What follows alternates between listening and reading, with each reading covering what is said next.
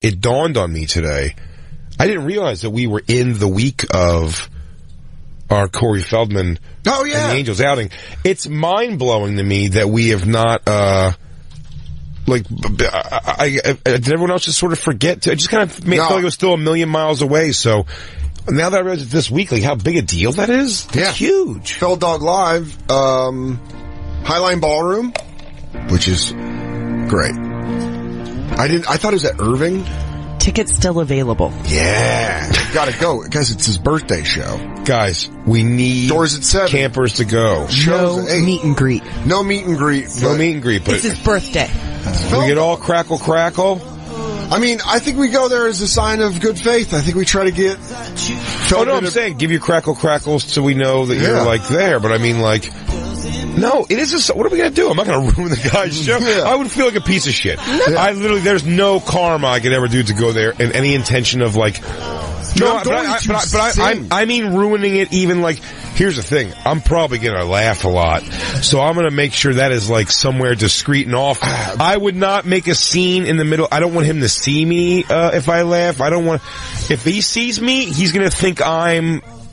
fucking like a fan. I mean, we're going to be singing along probably more than anybody else in the audience. Well, we know so much music. The thing I was saying is, the thing that's going to make us laugh is going to be very obscure things that only we know Feld Dog would do. Oh, yeah. And that's going to be where it's going to be hard, because it's going to be like when you and your friend are laughing in school and the teacher sees you and you can't laugh, so you want to laugh more. So I think we're just going to be basically sitting on a powder keg of laughs on Sunday. But if people in the background, like, in the place just do things like, on breaks and songs, you hear them like, ha ha, what childhood? Like, I'm gonna piss. I'll piss. 2-on-2! Or 2-2-1? 2-2-2. 2-2-2. Damn it. I thought I just lost my degree in film. Look at that cherubic little smile. We didn't even watch this yet. Oh my God, that's right. We have not talked about this at all. I mean, it's the appropriate week to talk about it. I mean, that's right. Well, we know we watched the video the other week of him, clunking his mouth. Which and we even said it was a little bit like, I've done it a zillion times. Yeah, dude. And, we also said it gave him a little bit of a human side we saw there, because he kind of like smiles like, ugh, dummy. Yeah. And you felt that. This time, microphone apparently, I haven't watched the video yet. I haven't watched it either. Knocks tooth out of his mouth. And then he employs the audience or something, or the Angels to help him find it. As a performer, though, isn't that one of your nightmares where you have to be like, hey guys, seriously, stop. I know we're having fun right now, but I need you to look down. Yeah. Do you see my tooth? I need that tooth. That would freak me the fuck out. That's my chewing tooth. Oh, that freaked me out so much. It also looks like he's performing downstairs at the creek. Yeah, I think those drums are over-mic'd for the room. At the Bonfire SXM on Twitter and Instagram. What are you doing? This is way past it. Hang on, this is a short. Also, one. this is a bootleg of a bootleg of a bootleg. This is like the fourth Michael Keaton in Multiplicity, the quality of this video. It's a very obscure reference.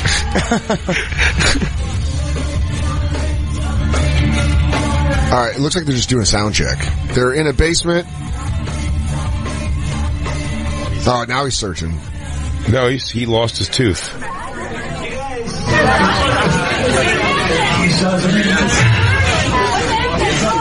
Guys, sorry. I'm trying to fix it, but look at the size stages he's performing on, man. The Highline Ballroom is going to be fucking bonkers for him. Oh, you know the video of the... Wait, hold on. Sorry. Yeah, no, I just want to get to the end of this. I just feel bad for him. Of course that's you do. Just fucking, that's tough. You're a human. Just to be like, guys, can you look down for my tooth? What a shitty thing to lose.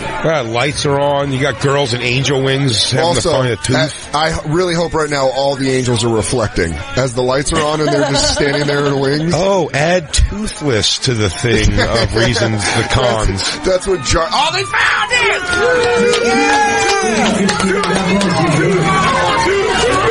Oh, an angel found No, it wasn't an angel. He goes, guys, I'm gonna go pop this sucker in backstage. I'll be right back. And then we're gonna do Ascension Millennium. I'm gonna go soup glue this thing in real quick. I got some Gorilla Glue. I got some Gorilla Glue in the back. I'm gonna throw this sucker on and come out and rock it. I hope something crazy happens to some degree. I mean, by the way, in his own world, I don't want anything to happen to him. I mean, like something like just, Can I tell you? It's like a falling and a spin or something. We joked around about it on the show, but I really do have like a small fear that we're going to go to the show and he's going to be like, hey, guess who's here? A couple haters. What do we do to haters? Kill them. Kill them. Because there's like fucking cannibal holocaust on us? We're sitting there like... But we've said that before on the show. They got Christine like on this thing, like the staff's up her butt and coming out of her mouth. But then it will fulfill our fantasy for me and you to go back to back and have that conversation as we're walking in a circle going, all right, you start throwing, I start throwing. We go back to back until we're out of this thing. I'll tell you what, no one's walking out of here alive. Bonfire! Attack now! Yeah, that's basically the And same then obviously thing things like, we said. just have our arms folded and just leapfrogging over us as Jacob with both feet aimed at. I'm gonna fight all the angels. Yeah. Christine's just clunking two of their heads together like Hulk Hogan in the 80s. Jay, I'm gonna prove to you I can fight this concert. Ow! I go, Felda, that'd be great. Angels versus Christine. Christine's never been in a fight in her life, but wants me to be confident that she's a good fighter with no evidence of that. No. I just think I could take most girls. Oh. Is that a crazy thing to I'm say? not trying to fight a Are guy. you trying to get us to do a foxy boxing? Christine, most girls? In my weight class. Oh. Are you crazy? The untrained girls in my weight class. Lou, yes. maybe Time out. Dan's from Denver town. Wait, hold on. Go ahead. I don't like the slide Girls on smaller than You me. don't know where I was going with on that. my lovely mountain town. lovely. She keeps amending the sentence where she's like, in my weight class, girls who've never fought, who also have one arm, who also have a fear of confrontation. Yeah. Also, who are severe agoraphobics, who also are afraid to even be out of their home right now. Yeah. And we'll fight all of them. But you've never been punched? I've never been in a fight that was actually like a violent, angry fight. I've only been in fights with like other girlfriends because I had girlfriends where we would get into physical fights. So you've punched a woman in the face? Yes. You've been punched in the face? I've bit. I've like... All right. We're finding it dark. Christine goes, for 6 years, my father left me under a highway in Los Angeles. I had crazy drug-induced 13 style fights. Kids fights? Kids meets bum fights? She will be worthless in a fight. Christine, an MMA fight with an angel for charity. Yeah. I mean, I'd have to like go learn how to fight. Yeah. And Jay could be your Mickey. What about that crazy, wild, awesome punch you think you can throw? Yeah. I think I could beat up an angel. They weigh like 125 pounds. That alone. Lou, let her punch your hand. I don't think I could beat up Joanna, whatever her name is. Punch Lou's hand. No, I'm not punching Lou. No, punch Lou's hand. Oh, punch his hand? Yeah. Hold it up like a box. Black Lou, take Black Lou, get on the mitts. No, Black Lou won't be honest. He's going to be nice to Christine. No, I'll be nice to her too, though. Oh, all right. Yeah. But yeah. Definitely. Christine's so happy with herself. She just looked over at me like, yeah, so what's up? I put my hips into it. I snapped. I let go a little breath. I take hard knocks at Crunch. I'm telling you, Black Lou was going to be too nice, but I knew he was. He's got a soft spot for white pussy. Dude, you're doing... We bit known that.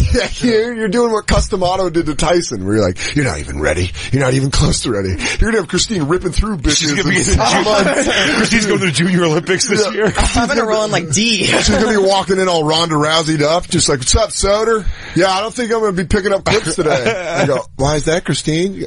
Jay's got me working a heavy bag downstairs. Feld Dog on Sunday. Yeah, go to Corey Feldman's birthday show. I'm not going to lie, 30% expecting to get kicked out.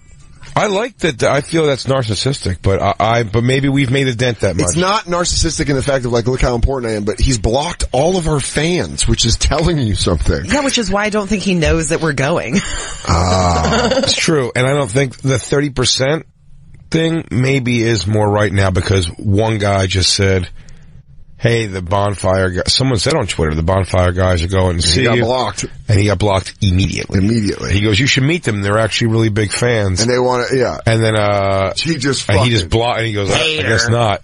Hater. Sorry. Hater's gonna hate. Rule 222. You can't be a hater and then a lover.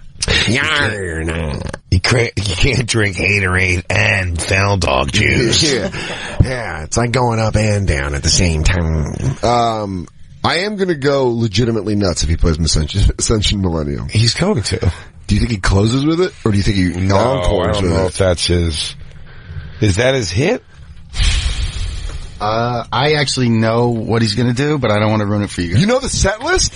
I researched it, yeah. I would look it up too. I'll do it. Tell me the set list. Yeah, you don't blow it for us. Well, he's going that way we can yell it out. You don't want to know. Oh, I do want to know. I'm always good on knowing the set list before. I want to know if he's going to play all the hits I want to hear. He is. He's going to play all the hits, plus a little surprise. He's going to play Man in the Mirror by Michael Jackson. Come on. Isn't that great? That is so great. I'm gonna make a change. I'm dealing with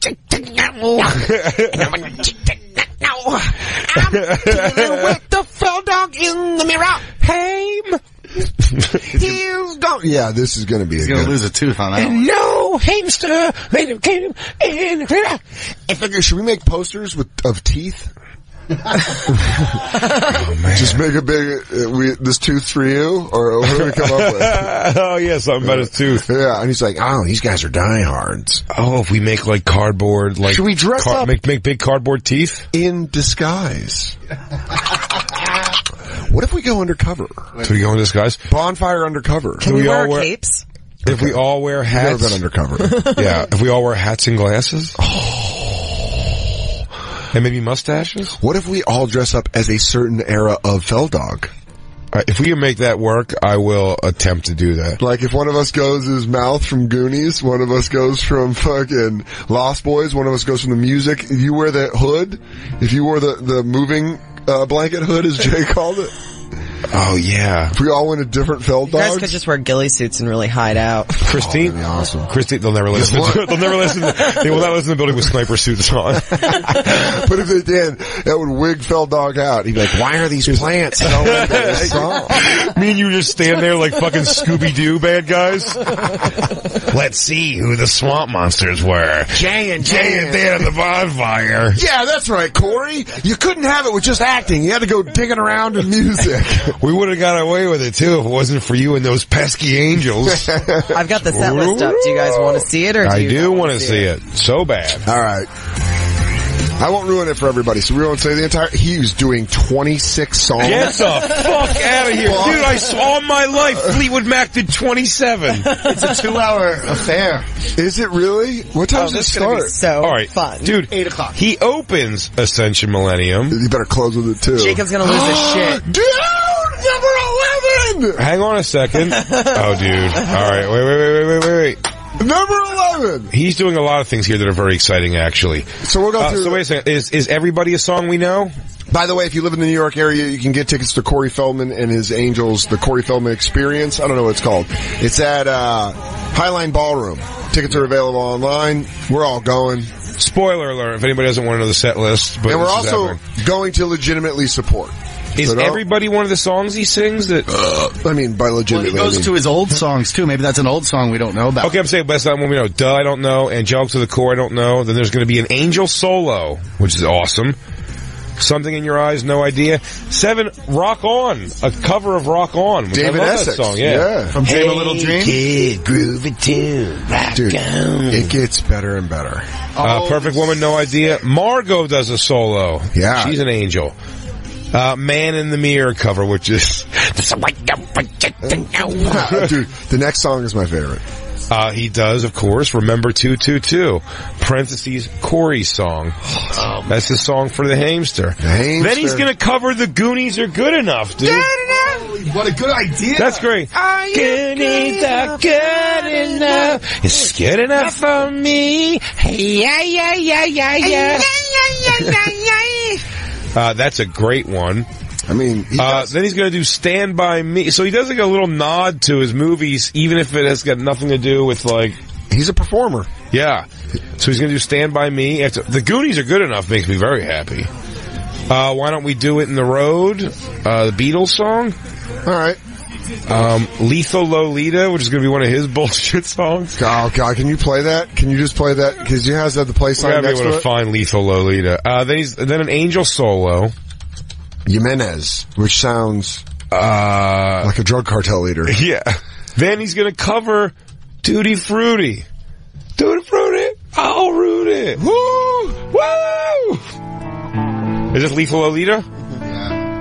We got to familiarize ourselves. I'm excited for 20 and number 26. Here's the part where we take a little recess. Yeah, Lou's going to whack down a couple Marlboro Lights. Well, right here, Lethal Lolita, come on. This is going to be him playing this. The piano? Yeah, he's going to sit at the piano, I feel like. There's no way he can play the piano. You heard him play the guitar. I'm sorry, Fell Dog. I'm going to yell it out a couple times. Yeah, I want you guys to get ready for it. We got to be supportive so we don't get thrown out. The show might turn us all around. I bet we're going to have a blast. We're going to have a blast. I don't even doubt that we will for a second. I think we're going to have an amazing time. Watch Fell Dog go electric. You're Satan, Corey. He goes, no, man, you're Judas, Corey. He goes, that's just your opinion. Edgar Frog. Edgar Frog. All right, after the Tutti Frutti cover, he's going to do a song called Dare Dreamer, which sounds like some inspirational nonsense. It also sounds like the music that they put in like a rollerbladed commercial. Rock Us Danny.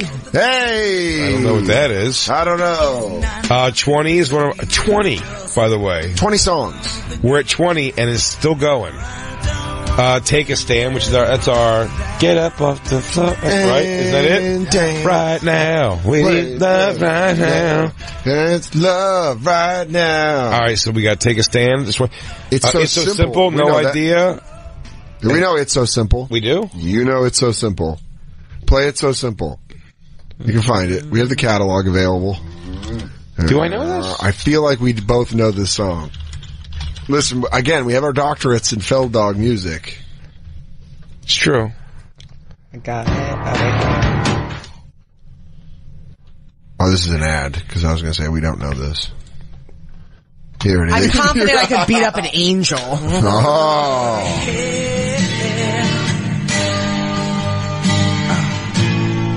We listened to this before. Oh, this is when he practices it as... No, is this the one he's singing when he practices with them? He played this on Facebook Live. Right, we laughed at how bad he plays the guitar. On this, right? He just did it with the angels sitting around him, right? Yes, in the living room. Yeah. With his shoes off. Yeah. Simple is there.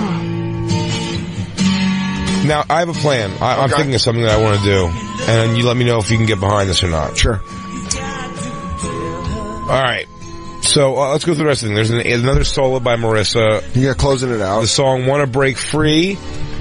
The song Former Child Actor, which I'm excited to hear that. Yeah, 25's good, but the 25 is Love Left, and then the big closer, Go For It, the song he initially embarrassed himself with on the Today Show.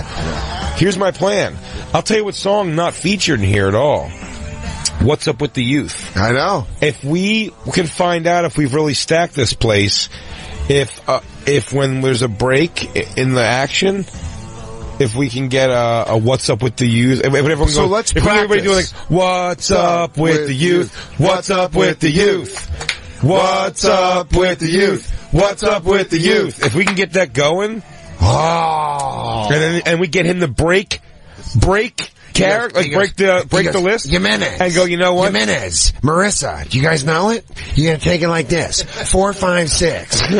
Jimenez, stay behind Marissa. Just follow me. We're gonna do this. Let's turn this motherfucker out. What's up with the youth? What's up with the youth? What's up with the youth? If Doc Ice shows up, I'm going to lose my shit. Oh my God. Oh, you didn't tell me Doc Ice was going to be here, you son of a bitch bastard. Oh, Corey, what a birthday surprise to me from Houdini. Now, Black Lou, you're slightly late to the party on this. Yeah, we got to catch up. Infatuation we have with Corey. Oh, see, Black Lou gets to talk on the mic like Lemmy. Oh, that's true. Are you buying in? Are you excited? Oh, I'm super excited. I'm buying in. And your chick, she's in. Oh, she's fully in. She was in before I was. Does she know that this is going to be a laugh out loud riot? Is she willing to? She knows she's going to leave with a 6-pack, right? Definitely. I breathe. Yeah. I mean, it's going to hurt. The giggles we have to hold in. Oh, is this my part? We need love right now. Right now. Oh, we're like, today's like our tailgate. Yeah. Why are we not drinking, Lou? We need love right now. And we're a man down, so we can't let anybody go get booze, or else we could. Have some pen, Lou. Love right now. Where's my part, Lou? We're way past it. Oh, this is going to be a great show. So he goes, get up off the ground. Take a chance. Ooh. Doing our homework. Go for it. It's going to be great. That's going to be the... He's closed on go for it. I wonder if we can get a picture with him. If we wait around outside. It's his birthday, man. He doesn't want to meet people, he's saying. For some reason. But dude, if he can meet us and we can turn campers into Angel fans. Who can help get this connection here? I don't know. We need to have a sit down. Tell him all the good stuff. Don't tell him any of the bad stuff. Yeah, the bad stuff's just like more to make you guys don't laugh. tell him anything, because remember when they tried to, Bonfire Campers try to help us and say, hey, they really like you, they dig your music. He's like, yeah, right, hater, blocked. Yeah, hater blocked. I think Lou just perfectly said Corey's thought process. Yeah, right, hater blocked. Yeah, right, hater blocked. Not falling for that again. Yeah, he hates us. Yeah. Yeah, you guys may have to wear disguises so that people aren't looking out for you, like his people's scoping out. Do you think he's aware of us? He must be. You can't block all these people and not be aware of it. You would guess he's aware of us. I'm aware of people I've blocked. Yeah, so am I guess. You might have a security team with your pictures on. Dude, what if clipboards? What if Christine has to fight? What a now you can't leave. Yeah. All right. Hey, I mean, they better refund us if they kick us out. The best ending is, you can keep it. as a wrestling fan, the best way for this to go would be Christine joining the Angels. Yeah, she goes rogue. She goes heel. That's it. She just totally turns, spray paints me, fell dog across my back. Christine's an angel! Christine's a damn angel! Oh my God! My God! Christine has been an angel the whole time! She set this thing up. Oh, is this some little Houdini? Who is this? No, this is Christine's training music. She goes, Jay thought I was a pussy. I'm coming for you.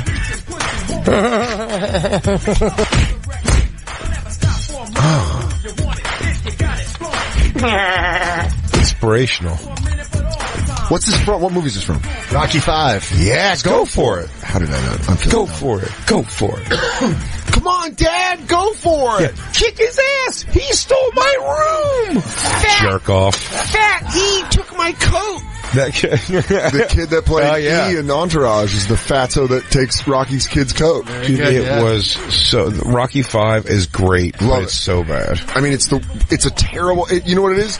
I wouldn't be surprised if it's produced by. We'll talk about it tomorrow. A documentary that we saw on Netflix about these two Israeli filmmakers. Yeah, Tommy. No, you were supposed to. I was trying to protect you, like Mick did for me. Yeah, touch me and I'll sue. You got a deception going on here. Yeah, you gotta. He's filling your head with. He don't want you. He don't care about you. He don't care about me neither, Tommy. I know so much of that movie. That was the only Rocky I saw in theaters of the original He don't care about you. He don't care about me neither. Dude, Jake, I got a request. Can you do Touch Me and I'll Sue? He just did it. Yeah, I said, touch me and I'll sue for what? No, he goes, and I'll sue. Come on, punk. Touch me and I'll sue. Sue me for what? So what? Fool me for what? I ain't got nothing. I used to be an usher when this came out in the movie theater, so I watched it like 20 times. Really? Yeah. Did you call yourself an usher? I was an usher in a movie theater. Did you have a flashlight? Fuck yeah. Yeah. And you had to actually take people to their seats? No, I had to clean up afterwards and sit in the back and smoke cigarettes and watch the movies. Yeah, that's just You could smoke. You could smoke in the theaters then. 1990. No, you couldn't, but nobody policed it. No, You, that's so great. I would have loved to rip a fucking butt in the middle of a no movie. one calls himself an usher anymore at the movie theater. What do they call themselves? It's just fucking, I work at the movies. just a movie theater worker. I'm just an AMC Right? I employee. think they probably call themselves ushers.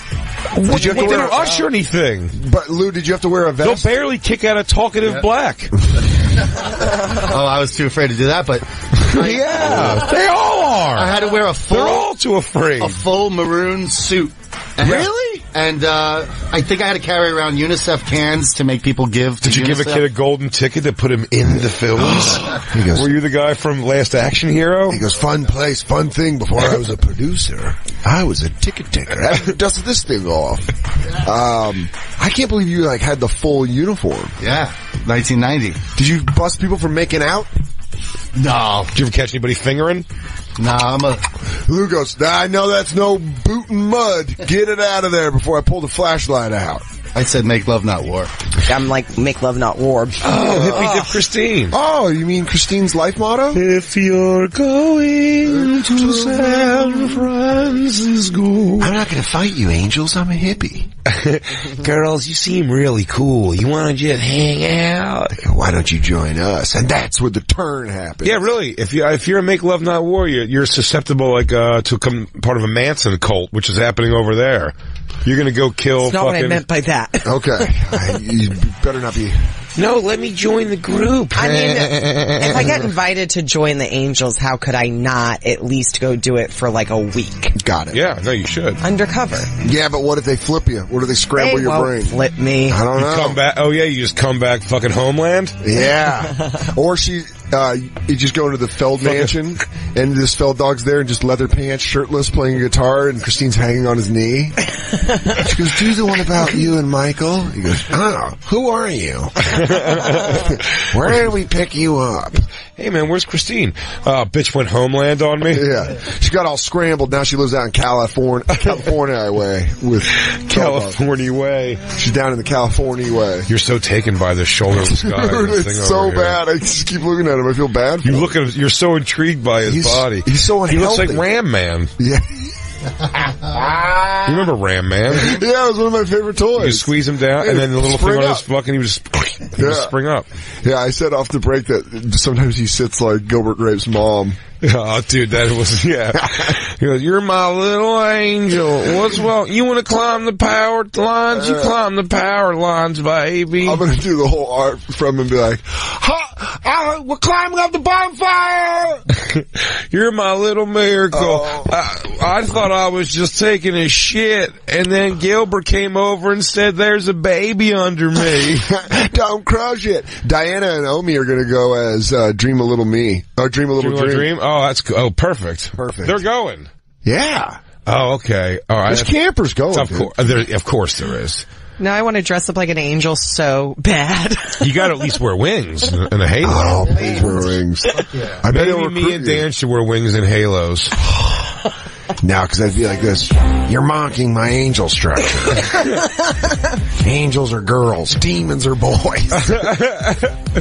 Yeah, he hates boys. Yeah. Oh, he's opening with this. When He's this gonna hits, lose his shit. Jacob loves this. This is his favorite song besides 222. I can't wait Oh, to... Jacob's gonna look so good in pleated pants. Oh, he's gonna be like, he's gonna be all tan from Florida. He's like, I got to swim near the sharks, and now see Fell Dog, the biggest shark of them all. Oh. Oh my God! Look at the way they're dressed. It's so great. it's gonna be awesome. Oh, is that all of our tickets? Oh, this is it. We got them. Oh man! Yeah. This is currency that's right here. gold, baby. Oh man, we're gonna see Corey Feldman so hard. Yeah. We're gonna be close. We're gonna see him so hard. There's rumors already online, Christine, that you are in fact a mole.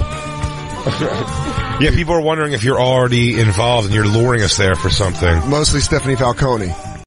We're all still riding a bit of a high. I'm gonna tell you this, I haven't felt the ground in over 16 hours. Everybody here, I'm sure, has their own experience and story of what last night was. But that was the I'll tell you culmination this. of two.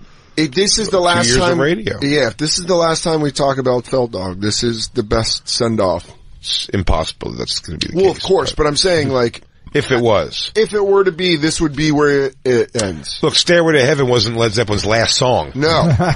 But this will probably be the last show that we dedicate entirely, unless there's a third Today Show appearance. Oh, bite your tongue. Yeah, you're right. I cannot make that promise. As doctors in Feldog music, you're right. You can't predict it. It just keeps changing, and he's going to do something else. For those of you who don't know, Corey Feldman performed live at the Highline Ballroom in New York City last Corey's night. Angels.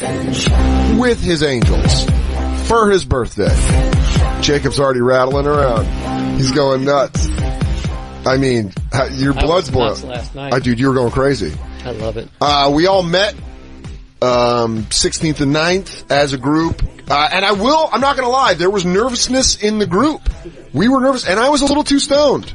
I was very stoned, and walking in, I was like, I was the first one in, and I kind of didn't know what to expect. You know, people tweeted out. Well, you weren't the first one in. When you looked to your left, did you see the white flag of friendship? First off, I just saw standing alone. I saw a glimmer from a mirror up in the distance, and I was like, "Who's that sniper?"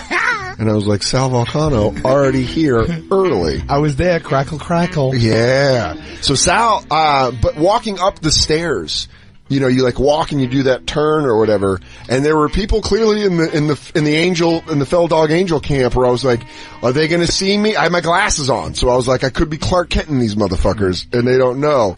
But I was high and nervous. Yeah, it was, I was also nervous that people were gonna fucking do some dickhead shit and scream out at Corey. No, we had one fan who was a bit boisterous. Yeah, that's understating. He was jacked to be there. He was jacked. He was super jacked to be there. He was jacked and there. Yeah. Yeah. He was also jacked up. Yeah. But we came in and there was a ton of campers, saw a bunch on the street. Yeah. No, one came with a sign, but it was a very nice sign. It said go for it. It said Feldog and the Angels go for it. He was a camper. I believe so. He gave us a little nod of something outside that I felt the vibe, or unless it was that communal vibe of kind of like Feldog, right? That's positivity. That's just the like positivity Feldog, he's pushing. Yeah. Hey, Feldog. Yeah, he goes, you're not a hater, right? I go, no way. Not an H8. We walk in, everyone sort of meets up inside, and what happens first is a young lady named Poisha, something like that. Poisha, we should wait for Christine to get back so she can run the clips. Yeah, no, absolutely. And we'll find her, Can I pepper the scene with how nervous DJ Lou was? Oh, fuck. Why? I spoke to DJ Lou maybe 4 times throughout the night, and every time he was just a jittery mess on high alert. He's like, I still feel something's going to go wrong. I don't know. I just hope. So Lou, you felt. What was your concern?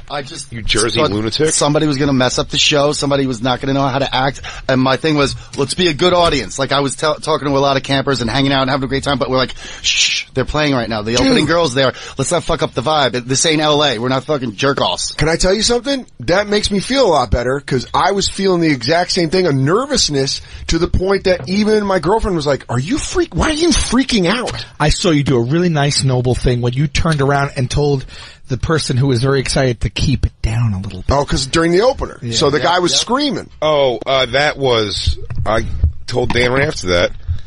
And later this week on the Lost Tapes, I believe you'll hear me acknowledge this too. Dan's confrontational the right way. I think it's the right way. He said, I just eat that. I started just turning around enough that people don't think he's yelling full volume at me, asking me or talking to me. And Dan just leans in and goes, hey man, it's like, keep it down. You know, we gotta keep it down a little bit. And I'm like, that's ball. I don't know. I just don't have it in me. But in my mind, I'm telling you again, I want to explain why I don't do that. It's because I feel like when I go, hey man, you gotta like chill out a little bit, like calm down. You know what I mean? Stop talking so loud. There's a show going on. I'm in my mind, he's already going like, oh, excuse, all right, motherfucker, I'm sorry, am I bothering you? And it's like, no, you're not bothering me. And he goes, well, fuck you. And then we're in a fight now. And now it's like, oh, now. So in my mind, I go, do I want to fight this guy? But that's my because I ask him politely to be quiet. But that's where I'm at in my head. But I completely get that because anytime I'm in that kind of situation, I kind of try to have them have empathy for what I'm like. Because all I did was I was like, hey man, this girl's up there singing. Don't be too loud. Like she's by herself or whatever. And he was like, yeah, cool. And thank God 95% of the time that is the reaction. But 5% you do get people who are like, why are you fucking telling me to do that? And then it's just that you got to get that whole like, don't go there because I don't want to fucking go down that road with you. Again, I want to express it's not even like if it was somebody who was a third of my size. Yeah. And I physically have no even it's not about a physical fear. You just don't want them to be mad at you. I just don't want to be like, I don't want to be like, do I have to get into a fight over this dumb thing I'm about to ask? Every time if someone in a movie theater is being crazy loud, I'm like, it's rough. Here we go. I'm like, I'm going to turn around and say something and in my mind, I'm like 90% I'm going to be in a fist fight when I do this. I'll tell you why in the movie theater it's different, right? This guy yesterday just wasn't aware of his own volume. Yeah. A person in the movie theater, they know what the fuck they're doing. They don't care. But the person in the movie theater... also, you gotta think, this guy's been drinking. It's an excitable event. We were all very excited. Lou and I were nervous. How do you not realize that you're the only one making a wildly loud scene? There's some people that are... Louis J. Gomez is like that. Louis, when I told this story... There are some people that are like Louis J. Gomez. But there are other people, but Louis is a comedian and he's got more self-awareness that you can call him out and even make fun of him for it, and Louis accepts it and is like, I'm kind of an animal. But like, when we saw Arrival, we got so high and we were late, and then Louis was like, go grab our seats, I'm gonna get food. And it's a very quiet movie for the first 30 minutes. It's like airlocks and people walking around. There's not a lot of action in Arrival. And Louis just sits down and is like, I'm just eating nachos. And he's like, who's this chick? What's going on? And you're like, Louis, shut up. Did anything arrive yet? Did I miss the arrival? Is it the first arrival or the last arrival? Where's the arrival board? Like the airport. But I think there's just those people who don't really realize how they're coming off loud. And I think that guy, that's why when I said that, he was like, oh shit, cool, alright. And then, throughout the night got drunker and was like, rah! And yeah, he was raging. He was excited. He was having a great time. But the opener... Sweet guy. Oh, very sweet. I'm a happy camper. Yeah. But the opener, can you go back to the opener? So we have the video at the Bonfire SXM on Twitter, Instagram, Snapchat, and Facebook. And if you follow us on Instagram, you saw the whole story, the Instagram story. It's up there, but we're also putting it up on YouTube and we'll tweet it out from the Bonfire. We'll send it out. We're going to live on the Snapchat and Instagram stories for a little bit, and then we'll figure out getting this out for everyone. Okay, cool. So this is the opener, which what was her name? Posha? Yes. She was, by the way, very talented. Wow. Some voice. Some voice. Some set of chops. And I don't wanna, she did a weird thing where she did some little opera kind of weird thing that popped in the middle there. I didn't know if I bought into that so much. I was fighting off a dump at that point. I had to take a shit and I was fighting it off. So is she. Yeah, and I hate to throw Sound at a bus, but he did say something that did make me agree. Bit of One Trick Pony. It was all angry attitude ballads. Love it though. I'll tell you this though, she does, it's like... She nailed him. She's great. It's like a picture that has one pitch. She had some heat. She threw heat at that. Yes. And she was, amazing voice. Amazing voice. I agree. My angle was, if she's warming everyone up, she's keeping us at this very somber in this very somber area. But my response to that is that a smart thing to do? You want to save all the juice for a longer than normal Feldog show, which we found out. Well, during Poisha. Yeah. So during Poisha. I don't think that's her name.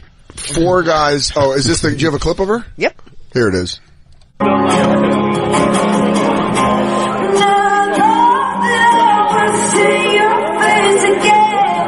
So you can kind of tell from that, the audio's not that great, but you can kind of tell from that she was playing the guitar, an acoustic guitar, singing songs about... Super talented. Anybody with a dick is an asshole. No, it was one of those I hate my ex-boyfriend songs, which was great. During the performance, 4 guys with suits walk up. We're all kind of Omi and Diana had a great booth, and they were going after it. And then behind that at the bar was Sal when I walked in, and then we were all kind of conjoined between those 2 areas. And then 4 guys in suits walk up to you. Oh, yeah. And they say hi. They got serious. They shoulder blocked Dave Attell to get past. By the way, Dave Attell showing up randomly during the opener, I was like, this is the greatest night ever. Oh, I invited Attell. I know, but I just love that. Like, I didn't even know that was possibly happening. I kind of did that on purpose. Oh my God. If you didn't invite him and he showed up on his own, I would have fucking ran against the wall. I would have just shit. My favorite part was he bought Poisha merch. He did. Yeah. He bought Poisha merch, to which case he bought a button. And then I went back to look because I was going to buy a Corey shirt, and I saw the Poisha shirts too. $35 a t-shirt for Poisha. Attell bought every t-shirt too. That's great. He bought one of he bought one of every merch, yeah. That's why he's the best. He really is. Because that's why he just goes in and he just buys a $35 opener shirt. But he was hilarious during the whole thing. Dude, he said one thing, not to spoil anything that happened, but he was playing and he goes, that angel must have upset her. I hope Corey doesn't kick her out the house. Sorry, heaven. I was so impressed with the opener, and Attell was like, it's all very Silver Lake. They all sound like that out there. He's so great. So he just walked in and you didn't tell me he was coming. Or someone mentioned that he might, but then I saw him walk in and I was like, oh shit, Dave Attell! Which obviously I knew that you invited him. But then 4 guys in suits, which back to Lou and I's nervousness, I'm high enough that I see those 4 guys snaking towards our group pretty fast. I'm like, oh fuck, gigs up. See, I never thought it's the jig is up, I think also. Yeah. The gigs up. I like my own version. Gigs up! Gigs up, we're done. The show's over? No, the jig. The gig. For whatever reason, I never, once we were in, and I did have a little, walking in I didn't have any nervousness, but I thought it was weird. I just felt like I got once-overed by the guy taking the ticket for some reason. That was probably totally in my head. Beyond that, I never thought, when those people were walking up, nothing about me thought, because by the time I saw them too, it was like the back of a guy's head who goes like, I'm Corey's manager, Big Fan, Buddha-doo. So that's who walked up to Sal. Yeah. It was security and management. Okay. And they said they were fans, and they'd love for me to come backstage after. It was Corey's birthday. Yeah. Have a piece of cake, hang out, meet Corey, stay for the after party. They then handed me a laminate, which had 3 golden letters on it. Oh my God. V-I-P. That's it. Yeah. It's the closest you can get to heaven without being an angel. That's right. True that. There it is.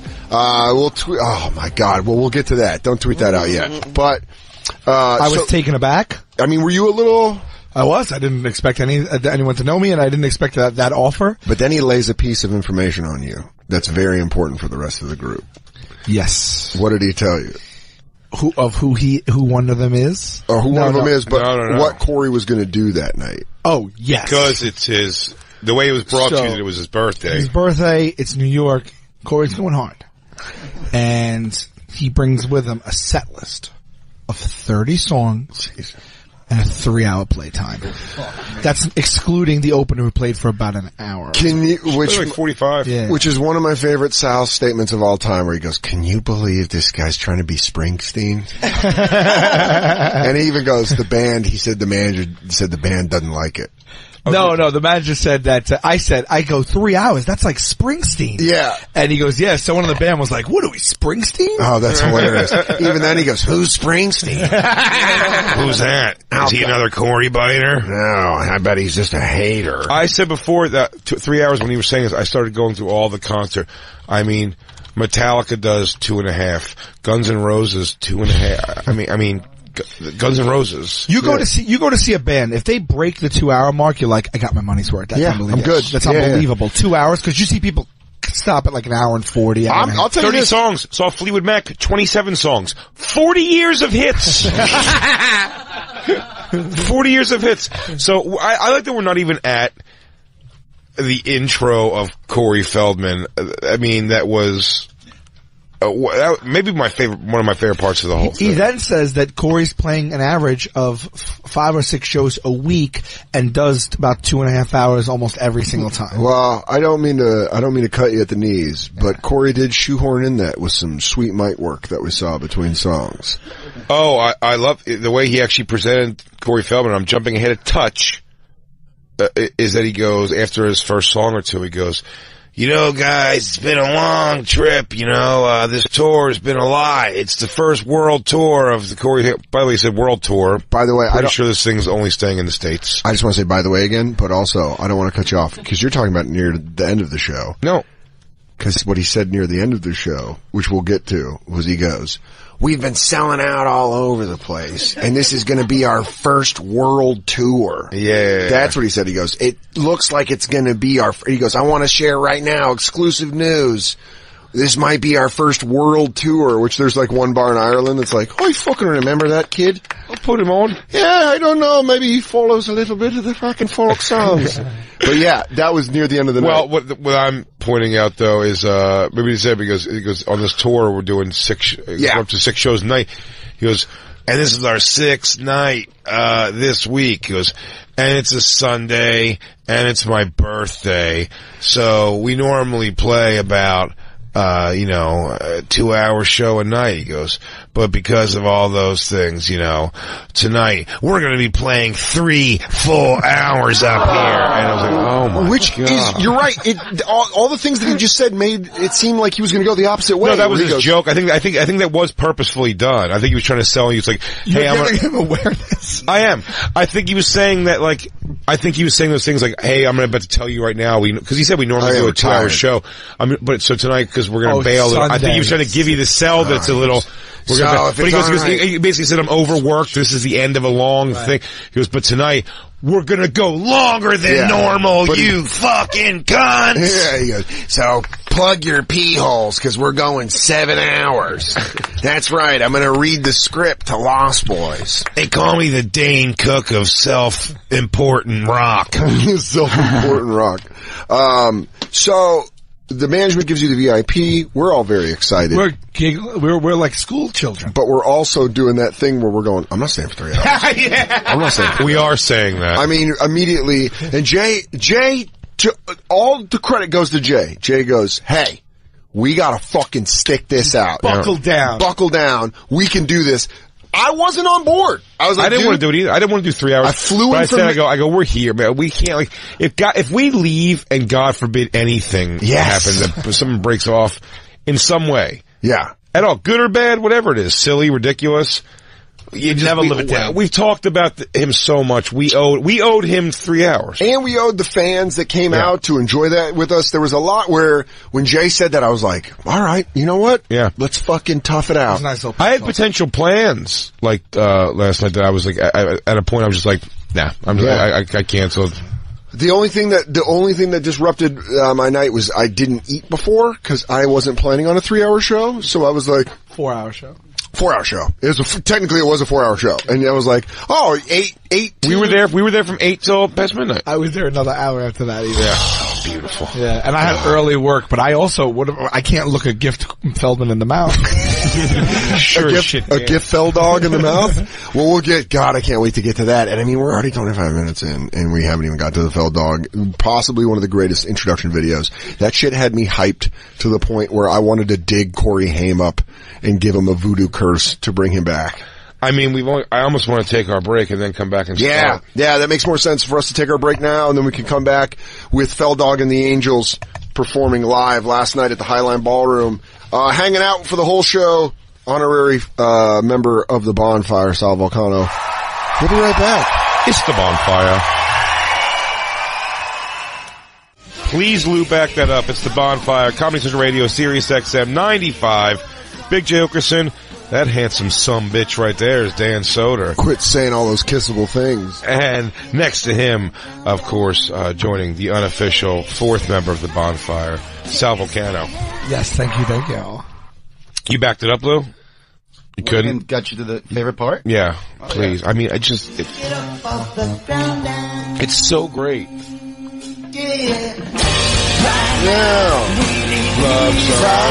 Actually, if you could bring up the video. Here it is, right here. Oh my God. Oh, right there it is. That was in the video, actually, if you can go back. Yeah, there it is. Look, Sal. Yeah. Dude, by the way, Jay and I were pepping up Feldog songs with Hatfield Yaz last night. Yeah. So obviously we're recapping our experience at Corey Feldman and the Angels Live at Highline Ballroom last night in New York City for his birthday. I'll tell you this. June 16th, 1971. We'll get into this real quick. We discussed it. He went shirtless a couple times for 46 years old. Looks fantastic. Great torso. Body, fantastic. Listen, we're not just going to be all shitting on him here. There's going to be a lot of compliments. This is a very entangled thing. Oh, I think I have a lot of compliments. I do too. I think I have a lot of compliments. So we'll get right to it. Obviously, to recap, Sal got approached by management that gave him a VIP pass, invited him to the after party. Also let him know that there was going to be a 3-hour show. Feldog was going live. A bit of an endeavor. Yeah, a little bit of a self-indulgence, if you will. So then Feldog came out, the lights went off, and I will honestly say that opening music video was inspiring. It got me so pumped for the show, and it was hilarious. And not intentionally hilarious. Not intentionally hilarious. But hilarious for any of us that know kind of, because the nervousness, back to the nervousness that Lou and I were feeling, and I really dealt with this, I was like, are we just being fucking mean and showing up and being like, this guy sucks, this is, but then you realize, and Attell kind of shed some light on this guy and my girlfriend who had no experience with this, I kind of tried to brush her up before the concert, she goes, oh, this dude is a raging egomaniac. Like, this is a raging, and Black Lou, you were new to kind of the whole thing, did you feel that way walking in too? That he was a raging egomaniac? Yeah. 100%. Like from the beginning of the show, you're like, oh, this is crazy. Just from the intro. The whole intro. Well, that brings us to the intro video. I'd like to do, before we watch this intro video, because the intro is something that's done by a lot of performers, is where there's a hype video before you come out. You have it? That gives your stats. Christine, can you actually see if you could find a whole hype video? I bet online. I'll tell you a great one that I remember. No, but I was going to say, bring up Kevin Hart's trailer for his thing. Bring up Dice Clay hype video. Kendrick Lamar's for when we saw him at Bonnaroo. Kendrick Lamar had a hype video. Yeah. Where it was like Dre beats and it was them going into Compton via helicopter. We do a hype video. You guys do a hype? Yeah, the Jokers. I don't mean a hype video. Tenderloins Live. I'm not talking about a hype video. A hype video I'm fine with. It's not I'm talking about, well, I should call ours an intro video. It's not. No, but I'm fine with all those things. I'm talking about this specific kind, which is the stats. Like a hype about like how badass. Yeah, what you're about to see. And so Kevin Hart's, What Now? Christine, you got that? Mm-hmm. Bring that up. And then I know Dice has one too. Oh, this is the trailer just for it. No, yeah, get past the little, that whole part. Keep going. The biggest show of all time.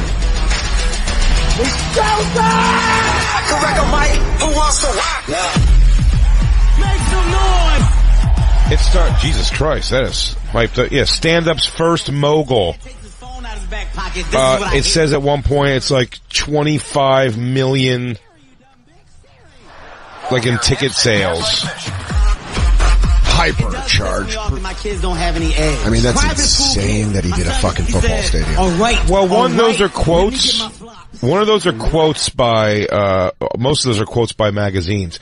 And maybe this isn't even like the right, what's the special before this where it really gives his like, the credits. It goes, it's like $50 million in tickets sold. Mm-hmm. I think that's this one. I don't think so. This is the one that we saw the trailer when we were watching the movie. We were with Ari, remember, and he stood up and came over.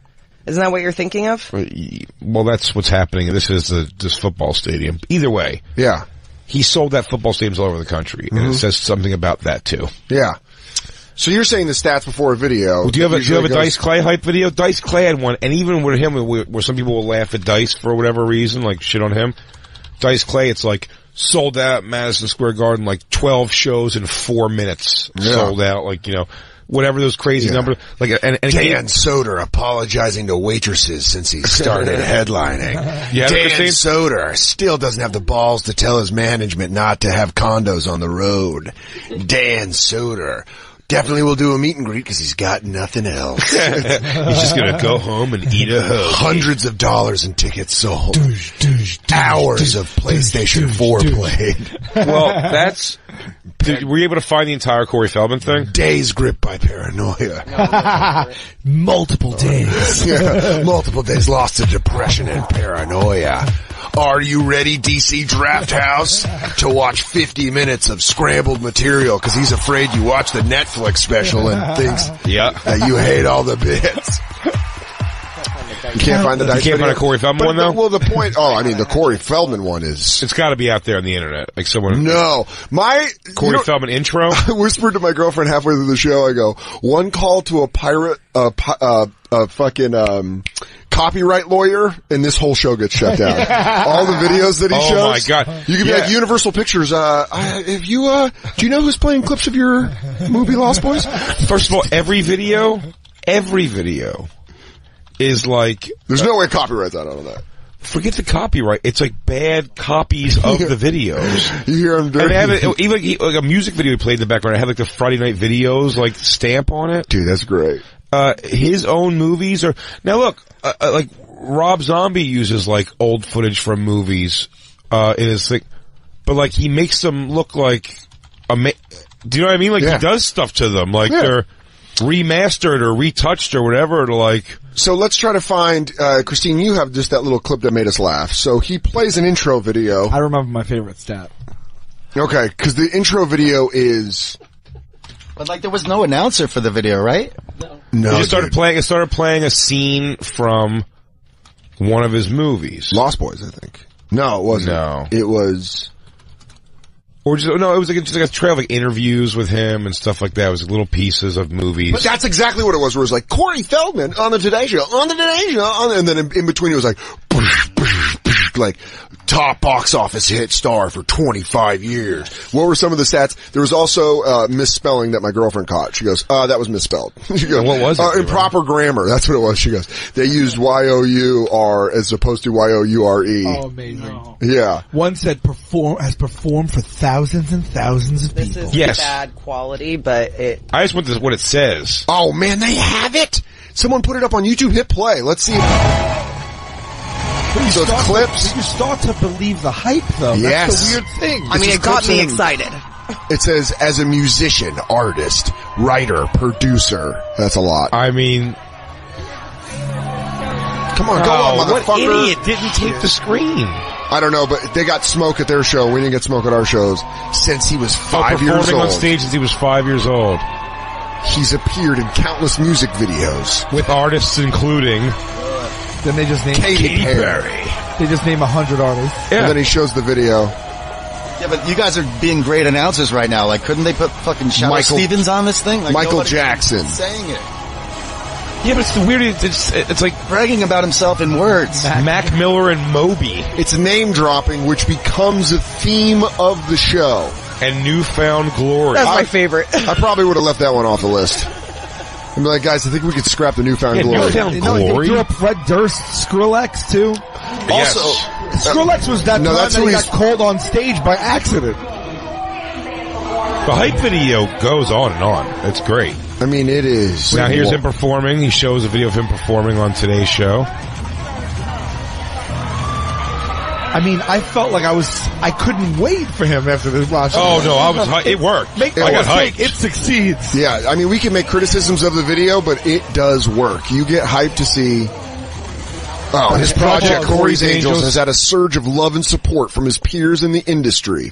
What a fucking bananas thing to put on an intro video. Slow that down and do that one again, because I don't know if people are going to get what this is about to be a list of. He goes, his project, Corey's Angels, has had a surge of love and support from his peers in the industry, including... Up to and including. So this is just... Miley Cyrus, Kesha, Pink, and even Paris Jackson. He has been recognized and has worked with some of the world's biggest acts of our time. Pause it. Even Paris Jackson said, good stuff. Like in his mind, he's like, the daughter of the man everyone says I'm stealing from is saying I'm killing it. Yeah. Right. It's also just a list of people, and I'm pretty sure it was public. Like some of them tweeted support because when he got the backlash, yeah, because he was crying on a video. Right. But like he's naming everyone who. And I think what you're bringing up right now is one of the reasons why I realized last night that the jokes we make about him is okay because there is an awareness, but he bends it to be, it's like a cocky awareness. Like he takes that, them being like, hey man, you're just out there doing your music, and most people will be like, thanks a lot, that means it, but he goes, see? They dig what I do. So he takes it and uses it for himself, and that's when you're like, you're a dickhead. You're a dickhead this for doing guy that. recognizes genius. And this guy gets it. Stephanie Falcone says, if you guys don't create a At the Bonfire SXM hype video for your live shows, I don't know why we're here anymore. She's right. She is 1,000% right. And by the way, we should just list the people that we've been near in proximity. Oh my God, the game. Oh, the game. Rob Thomas. Well, the last title We've been card. turned down for interviews by the following: Lily Tomlin, Judith Light, Corey Feldman, and the Angels, Mac Miller, and Moby. Full circle.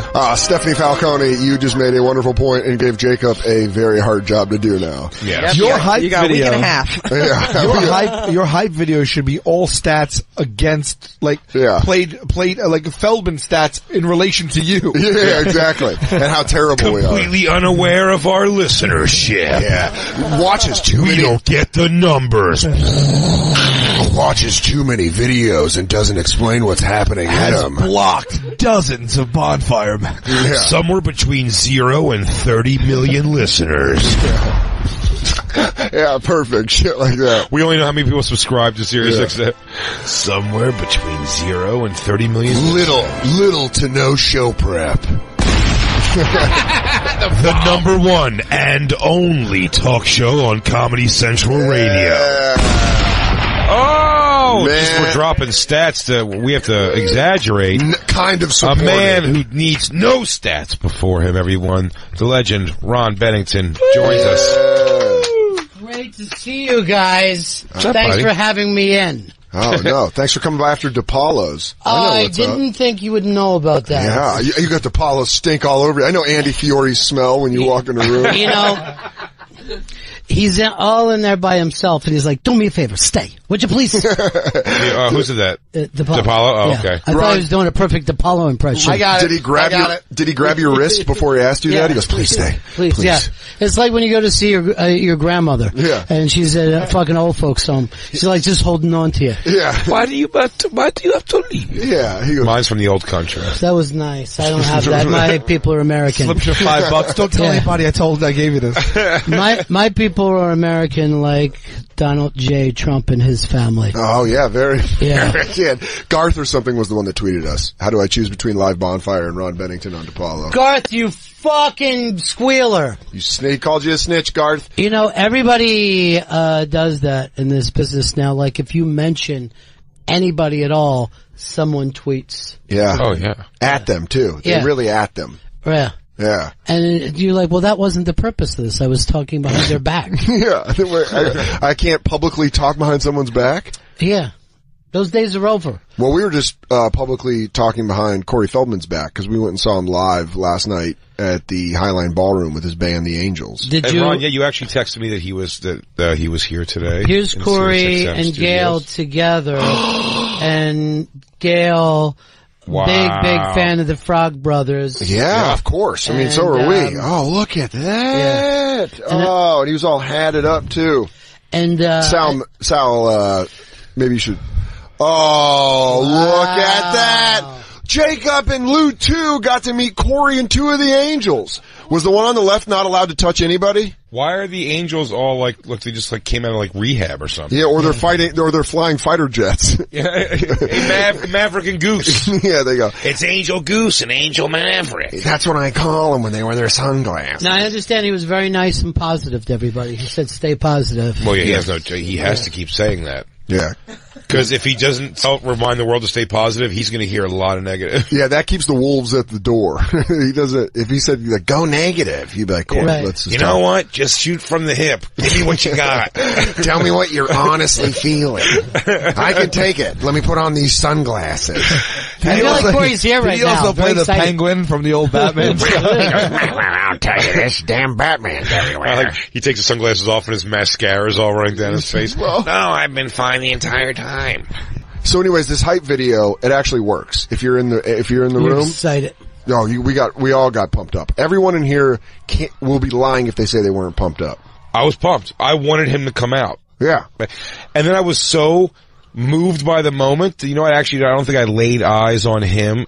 For the very first second he came out, I looked at him, and then I just kind of drank in the room. And the reason he came out to a song, singing right away, and that song was Ascension Millennium, and immediately Jacob lost his shit. Jacob, fresh in his brand new Corey Feldman t-shirt, just goes, no fucking way. Listen, and then I've never seen more aggressively runs to the front of the room. Listen, I've watched professional wrestling my entire life. I think I'm pretty good at knowing when something's a work. Jacob's reaction was 1,000% real because the second it hit, he goes, "No way!" and just fucking darted like a little pogo stick. He was just bouncing. It was the greatest thing I've ever seen in my life. I told you, I love the song. Yeah. And he just stayed bouncing the entire, to watch someone enjoy, there it is. He's so happy. He's just pogoing up and down. Why were you surprised he played it? Because it's his biggest hit. So it's like shocker. Yeah, it's coming out with Freebird. It's his Freebird. Yeah, it is. It's opening with Hotel California. There's one stat. By the way, I've seen the Eagles do that. And I'll just say this, it was a major mistake. Ron, you're not going to be here for the full show, but I'll catch you up. It was a major mistake for him, too. I've always been impressed that every time I've seen Black Sabbath, they open War Pigs. Every time. That's ballsy. Because I would say that is my favorite Black Sabbath. I'm not a big Black Sabbath fan. If you sort of know Black Sabbath, War Pigs is the best. You know one. that one. Yeah. For sure, yeah. But they always open with it. I guess what I'm saying is Corey Feldman is the Black Sabbath of celebrity rockers. Yeah. Of celebrity self-indulgent rock. There was a stat that didn't come up in this video. That was my favorite stat. What was it? Because I guess it's a fact more than a stat. Okay. It was 3 words. Original dance moves. Oh yeah. Which, by the way, if you've watched any of him dancing, you know that is very little original dance moves. It's almost if you were live in the 80s. Yeah, it's like it's not original. It's Michael Jackson's dance moves. Like verbatim is the wrong word, but mirror image. Like he's doing the exact. I just don't understand why that is something to be listed. Like. It's because it's like really like several hairstyles. Can one of ours say for our video? Can one of ours says talks with their mouths? Are you guys? He's trying to believe his own lie. Yeah, we're doing so. Ron, never sucked a dick. We've decided we're going to do a hype video for our live shows now. You should. Yeah. With some stats though, his stats weren't good. It was like 7 studio albums, 100 sold. Yeah. It was like they were like that. It was like he said performed for thousands of people, but all together, not at once. Yeah, he goes cumulative. He goes thousands of ears, individual ears, total. That's a whole new number. 500 people, 1,000 ears. Yeah, exactly. Hundreds of people, thousands. Endless canal. Yeah, it was some of those stats, original dance moves. I want to know which one used the improper grammar. Anyway, Jacob hauls ass. Yeah. Up to the front. And then what's happening, the place goes nuts. I get distracted again. Again, I'm looking at Jacob. I'm, running around. I want to make sure Attell's having a good time or laughing at it. Holy shit. Yeah. And then we noticed that like 4 women that were Well, let me just say before you notice this, there's 2 big hoops in the middle of the ring, and I go, what is this, like a circus themed thing? And it wasn't a circus themed thing. It was an angel themed thing, because that's where it leads to you. There's 2 like metal hoops hanging like ethnic girl earrings from the rafters. Yeah, Puerto Rican, I just caught you cheating on me earrings. Yes. Like your door knockers. Yes, and who starts jumping up on these and doing some aerial acrobatics are some for hire angels. These aren't his pack that live in his house as, I believe, attic slaves. Yeah. These aren't them. These are hired guns from Wisconsin. Moderate to okay aerial acrobatic. I'll tell you this. Chubby-ish. A lot of labor involved. I thought they were like the Highline Ballroom house dancers. Right there they are. Yeah, and it was just for that show. Very possible. The HBDs? Yeah. HBDs. But it was one of those things where it's when Cirque du Soleil isn't good, it's real bad. Yeah, and they were all from Wisconsin. Cheeseheads. Now, was this you guys that videotaped this? Yeah. Christine was jumping in there getting all kinds of angles. Yeah. She was like a Vice reporter. Yeah, she was shooting it like a fucking, like it was a documentary she was going to really. It worked. It is. Yeah. Is that Jacob right there? Jumping up and down? Yeah. In his Corey Feldman tour shirt, by the way. Lou still thinks we're going to get kicked out. He believes they had a picture of us. They were not to let us in the building because we've made fun of this so much. I was enjoying myself. I was having a blast. Everybody was, by the way. This was an awesome night. Yeah. Oh, no. Everyone was having a blast there. The hype video worked, even though it was very sluggish and laborious. Like, it was very. What went to his, where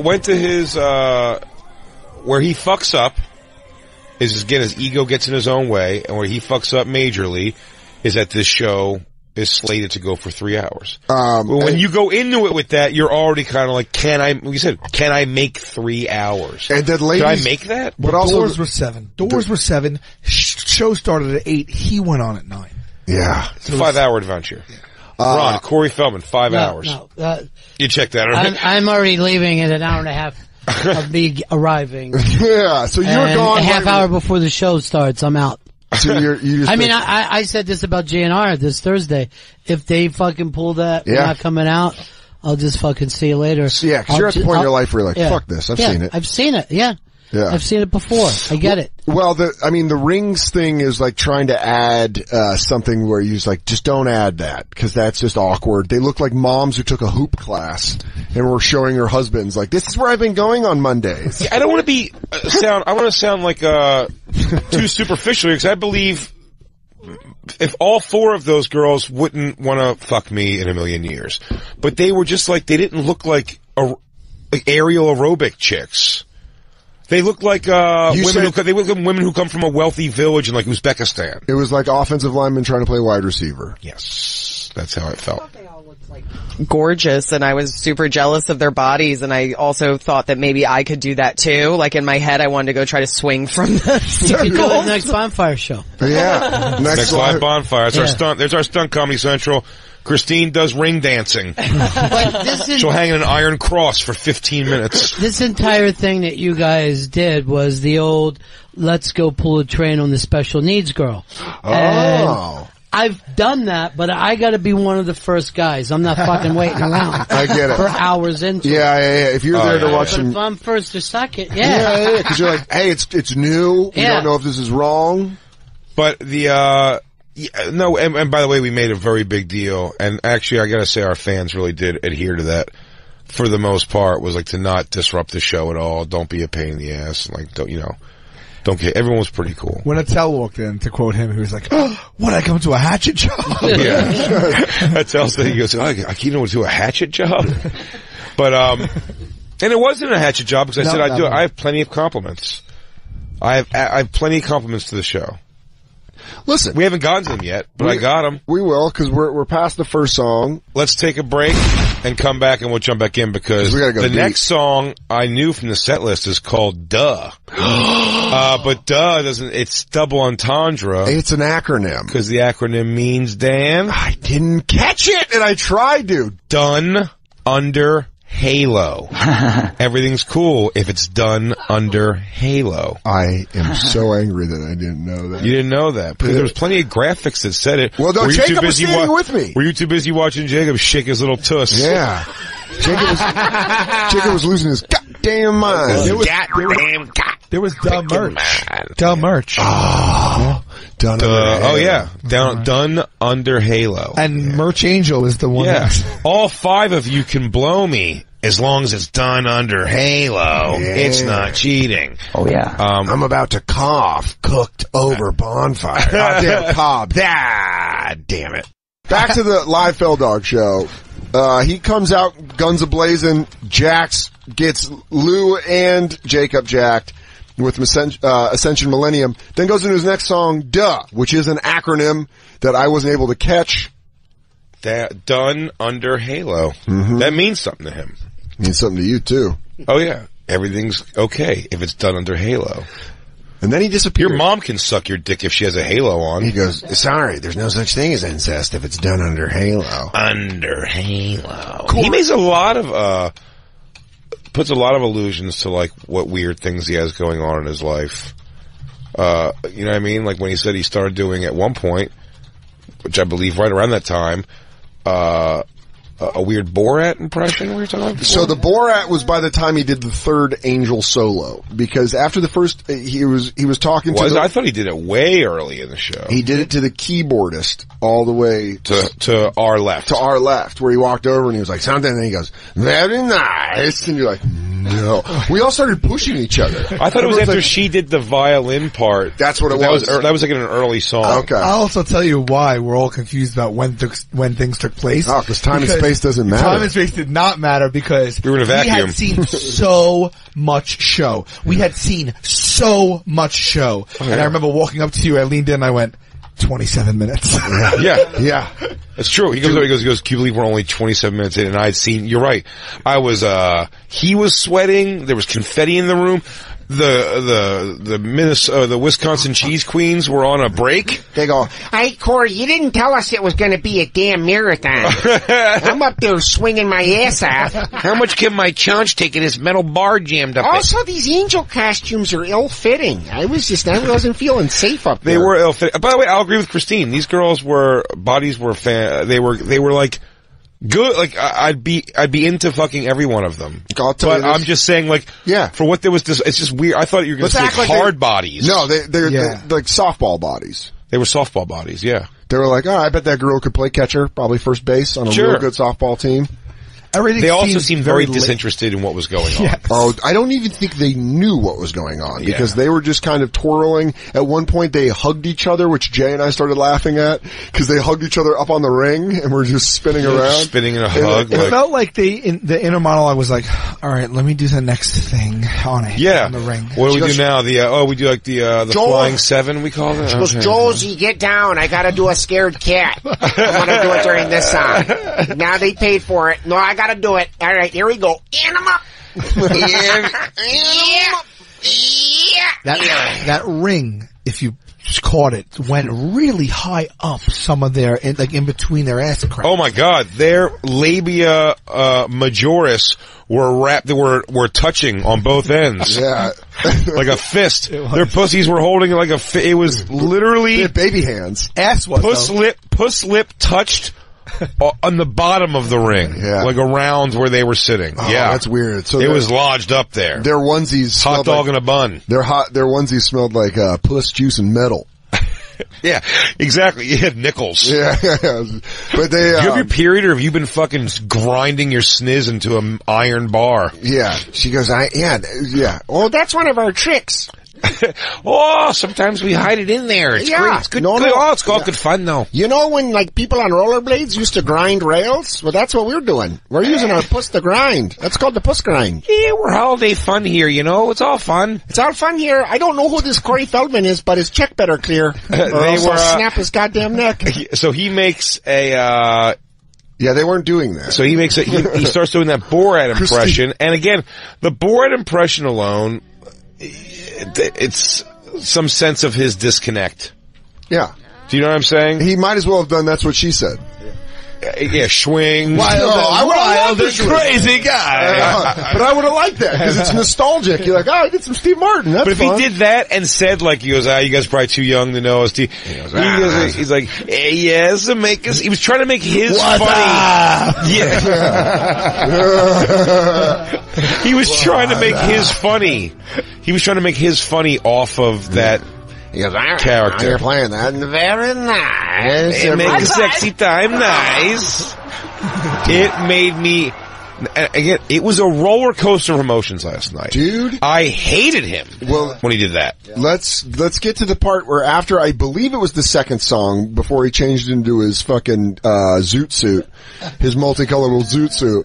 But when he did, this was my favorite thing, and this kind of just shows you where he's at in his head, where he's like, we're going to do some special things, and some of the angels are going to do solos. And it was the first time he introduced an angel, and he goes, now, where are you from again? He goes, shit. I'm from Detroit, Michigan. He goes, I thought it was from Brooklyn. Anyways, no, you're thinking one later. Later he goes, and you are from Brooklyn, right? And she's like, Buffalo. He's like, Buffalo. They live with him in his house. I don't think those brunettes live with him. I think the blonde. I don't think everyone on this tour is an shut your angel. fucking whore's mouth, Christine. They were they too all talented. live there. No, they were too good. Goddamn, I heard through the grapevine later on that he actually axed the guitarist and hired this new guitarist, and nobody knew. Well, and they were blown away that she shredded like that. Well, so fast forward to later in the show. By the way, hang on, Black Lou, when he said axed, he means fired, not asked the question. Lou goes, okay, so he asks his employees questions. That's pretty reasonable. I mean, I think you're going to work, you're going to want to know things. I mean, we only have 40 minutes. We have to get through another 2.5 hours of show. So we have to condense, unlike Corey Feldman, we have to condense. We also have a guest coming at 7. Oh, well, he better get ready to talk about Corey Feldman. Oh, yeah. He knows. Okay, good. Josh is hilarious. So, I'm glad he knows. But we can clump all the angel solos together and talk about it right now because I hope you remember the first thing right. I don't. So you're going to have to lead. But I just remember he was like, we're going to do something special and have some of the angels play. Which we were all a little nervous about. Yeah. Because he defends them and he goes, one of the things I hated the most, he goes, you can say what you will about me, but people were saying on TV that the angels are lip singing and they don't play instruments. So for you saying that was the moment I was the most nervous because he goes, I go on the Today Show and a lot of people had negative things to say and I was we had 2 full episodes. I hit behind somebody for that. Yeah, I mean, I was literally like, okay, here it is. If he was going to be like, some radio shows are making fun of us. I was like, hey, I'll take it. I hear those dick nuts are here. Well, show yourself. Get 'em, ring girls. They go, I guess I'm supposed to take you over there. I don't know. Mr. Feldman paid me $20 to grab ya. You can't fight all 4 of us. We're coming at you like a hurricane of ass and knuckles. I'm gonna come at you with the softball strength. You better bail out. But I'll squat your ass like a dumbbell. But then he took a different way and he goes, but what pisses me off is when don't bring the angels into it, which we did bring the angels into it, but in a very funny way. And even a camper said this to me because he goes, don't say they don't play their own instruments. We're like, oh, cool. Well, we said that. Now I felt completely off the hook. And then this camper walks up and he goes, you guys were bringing up the angels, and I go, yeah, but in they're runaway kind of way. We said they're teen runaways that he traps in his house and doesn't let them call their family. Never said they didn't know how to play their instruments. Never. Not once. I said they were teen runaways, sex slaves, possibly abused by their fathers. Never one time questioned their musical talent. Yeah. So he goes into the first solo. But the taste he gives, before he goes into the first solo, gives a nod over to we found out again, his mangel, his wife, Courtney, that we all know as his mangel. There we go. That's softball body. That, the mangel. Yeah. He goes, I almost forgot everyone. DJ Courtney C or whatever. And he goes, hit it. And we're like, she's going to do like a little scratch mix thing. she plays a song for 3 seconds and then just goes like, and then just let it play like the same thing you would do when you were a kid and you first thought of maybe trying that on your parents' record player. It was literally that. Like whatever song she started playing, she's like, it's like, baby, you're a fire, your work. Like it was like that. What the fuck? Also, Lou will start throwing mad shade to the stage after that. He was like, "Oh, I bust her open and the DJ off." But all my tricks. Yeah, she was killing your tricks. But the best part was he introduced her like he forgot about her. Cause he went like, oh man. He said I forgot. Oh, he did. Yeah. I almost forgot. I almost forgot my wife. Oh God, I'm gonna eat it for that one, huh, fellas? You know what I'm talking about. But after women, am I right, guys? Anyway, I mean, guys, bitches. You can't live with 5 of them. You can't live without 5. Oh, women be shopping. You should see these 5. Like a pack of damn hyenas. Anyway. Me and Sal were having so much fun watching the show yesterday, trying to find when we knew he was going to go up and get a chance to meet him. Like that offer was there, that we started figuring out compliments to say without having to say anything. Without lying? Without lying, and he goes, dude, let me tell you something. I've seen a lot of shows. And wow. Just wow. You're like this. The arrangements. He goes, oh my God, man. He goes, that show, all I can say is, that show was 3 hours. I would have gone. I would have gone 3-hour show. And what happened to those lasers? Didn't you guys say something about lasers? Because halfway through the show, he goes, we were supposed to have lasers on that. Is the laser machine broken? And you're like, this is why you're a dick. Also, does anyone remember? Yes, the laser machine. After the first song, he goes, blackout after every song. He just gave the lighting cue? Do you guys not remember that? Yeah. Oh, I thought, you know what? I thought he said bark out. Like telling us to yell things. Then I was nervous. I was like, "Oh shit, our fans are going to say things they're not going to like." Yeah. Oh, no. That's why I thought he said bark out. He said black after every song. Yeah, he was yelling at the lighting guy. Attell pointed out, or was it you, Sal, that he really stayed out of the light? By the way, himself. Attell pointed out. I kept saying like it's weird. Like he doesn't want the light on him. Like he wants to be obviously the star of the show, but he doesn't want you to see. Well, that's why he gives the solos to the Angels. Let me tell you something. That was a show. Yeah, because that was indeed a show. And he goes like this. You put on a show tonight. God bless. He does this. Thank you. It took a lot. He did. Oh God, of course he did. He did say took a. He goes, just so you know, bring this entire production from city to city every night and setting up where we have such limited times. Like, I don't think there's that much. You don't even have like a fucking bubble machine. Yeah, it is the house lights and balloons. And then you gotta get 4 chubs to hang on a fucking hula hoop. Stupid Christmas tree lights that everybody has around them. Oh yeah. No, there was confetti gun. Oh, the confetti gun was great. Which I retweeted, and Christina retweeted from At the Bonfire SXM.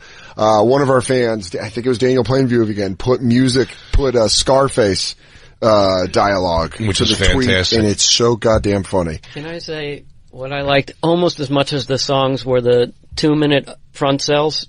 Okay, so we gotta let's get through the Angel solos first, and then we'll get to the in-between song banter to try to kind of wrap this up in a place where Sal can tell us what happened. Well, yes, and with the Angel solos, by the way, almost all of them pretty talented in their own way. Yeah. Even the one who I thought wasn't very musically talented, it seemed, did fucking Zombie by the Cranberries, and that just rocked. And it was interesting to watch the Angels light up when Corey left. He would leave the stage, and they would get spread their wings. They would fly. They would just take off towards the sky, sweet angels. We also never talked about the fact that his symbol for the Corey's Angels is clearly a dick with wings. Yeah. The bottom is balls. No, it's the butt. Huh? It's her butt. Somebody else said, doesn't that look like balls? And it's a girl's butt. Is that what it is? Yeah, it's a girl. It's an angel sitting with her wings from behind, and you see her boobs and her butt. Wow. Well, he needs to say that it looks like a fucking dick with wings. It does look like a dick with wings. Duh. Done under Halo. Do you want to hear one of these solos? Sure. Well, hang on before you play it for 1 second. I want to say they were all the guitarist chick. was one of them. It was super impressive. So that's why it makes sense that it brought up the girl that he fired, because he was throwing shade on every girl that ever played guitar in the Angels. I would never have anyone do these solos unless I knew that they could, and I finally found someone who could. No one could before this. And then he said, which is fucking bonkers about that is because the song required almost nothing. I mean, you couldn't find a dude to play this. And what's crazier for years? Well, it's funnier. I mean, it has to be an angel. I've been around the world and I can't find somebody to play my complex composures. He goes, I watched the guy. I watched some of the best. I watched some of the best musicians Berkeley's ever released have brain aneurysms because they couldn't understand my entangled writing.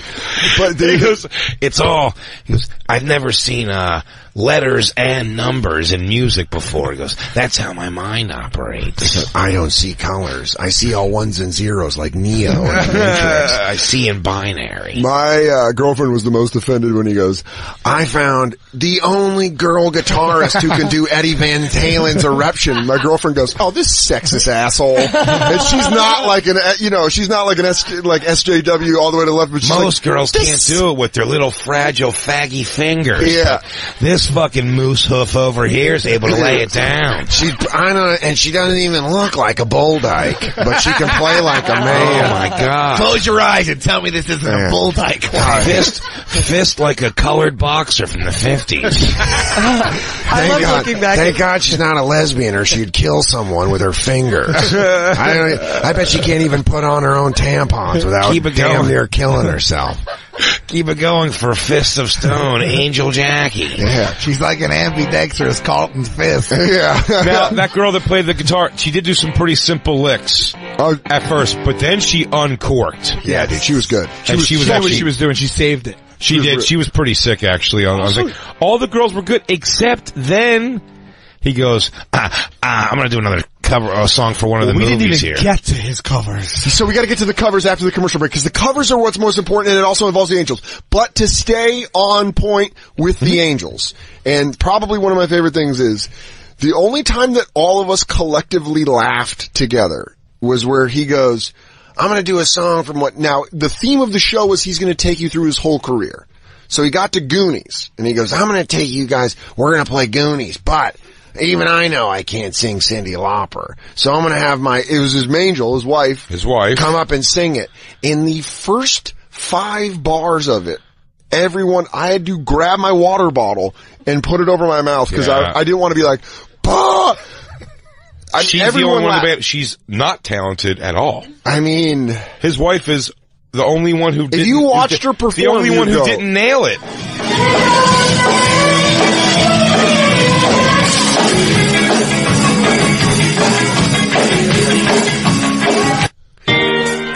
Oh, good.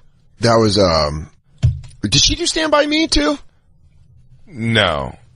They all sort of did. Yeah, they did. They all took different verses.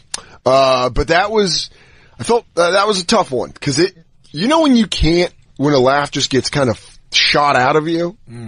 That was one of those moments where I was like, oh, God. Oh, and then also when he reemerges on the drums. Reemerges is the funniest word for it. It's so perfect. Yeah, reemerges.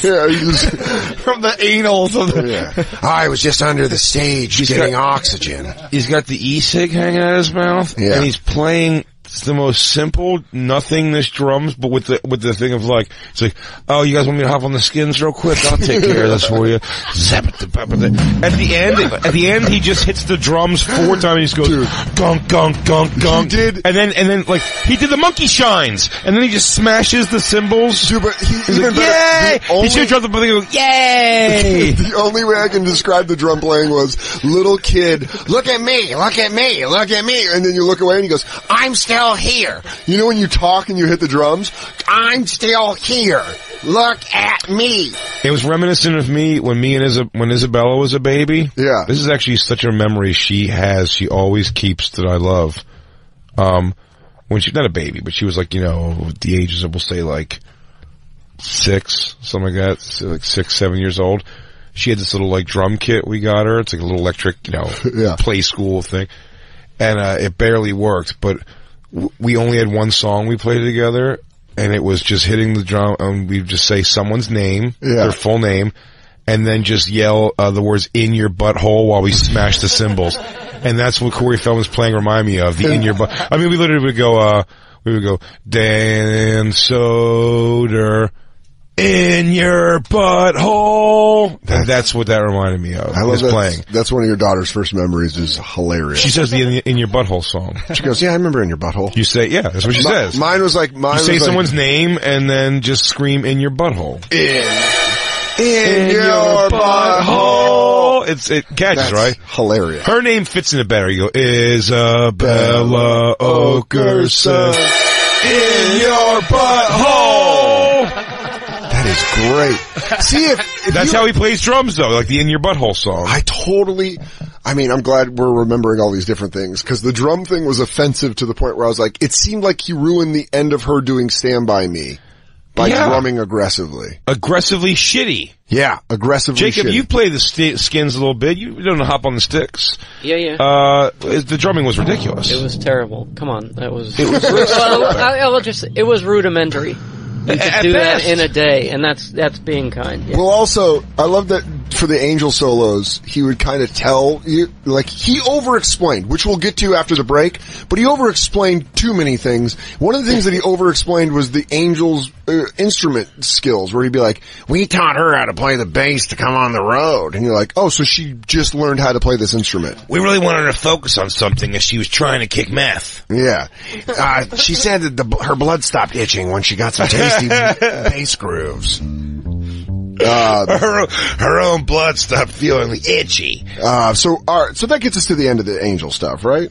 I think, I'm trying to think anything else. I mean, we could go on for 6 hours. Yeah, his wife sang terribly. The guitarist was pretty great. They're all relatively talented. They're talented musicians. The drummer was like see-through bra, like you could see her nipples. The one all the way to the right. The wife. Oh, okay. The wife, you could see her nips. Yeah. Yeah, and the drummer was good, and she seemed genuinely annoyed several times during the show. That's why I think those two brunettes are like actual musicians that are going tour with them. So I heard that the guitarist was from School of Rock.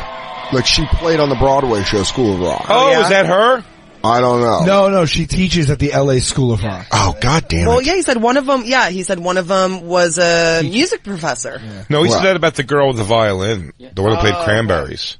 Oh, yeah. That girl, though, might be a girl from School of Rock. I wonder if she's the actress from the movie School of Rock who played. No, he said she teaches. I misheard that. That's probably what it is. But it wasn't about the guitar player. It was probably the violin.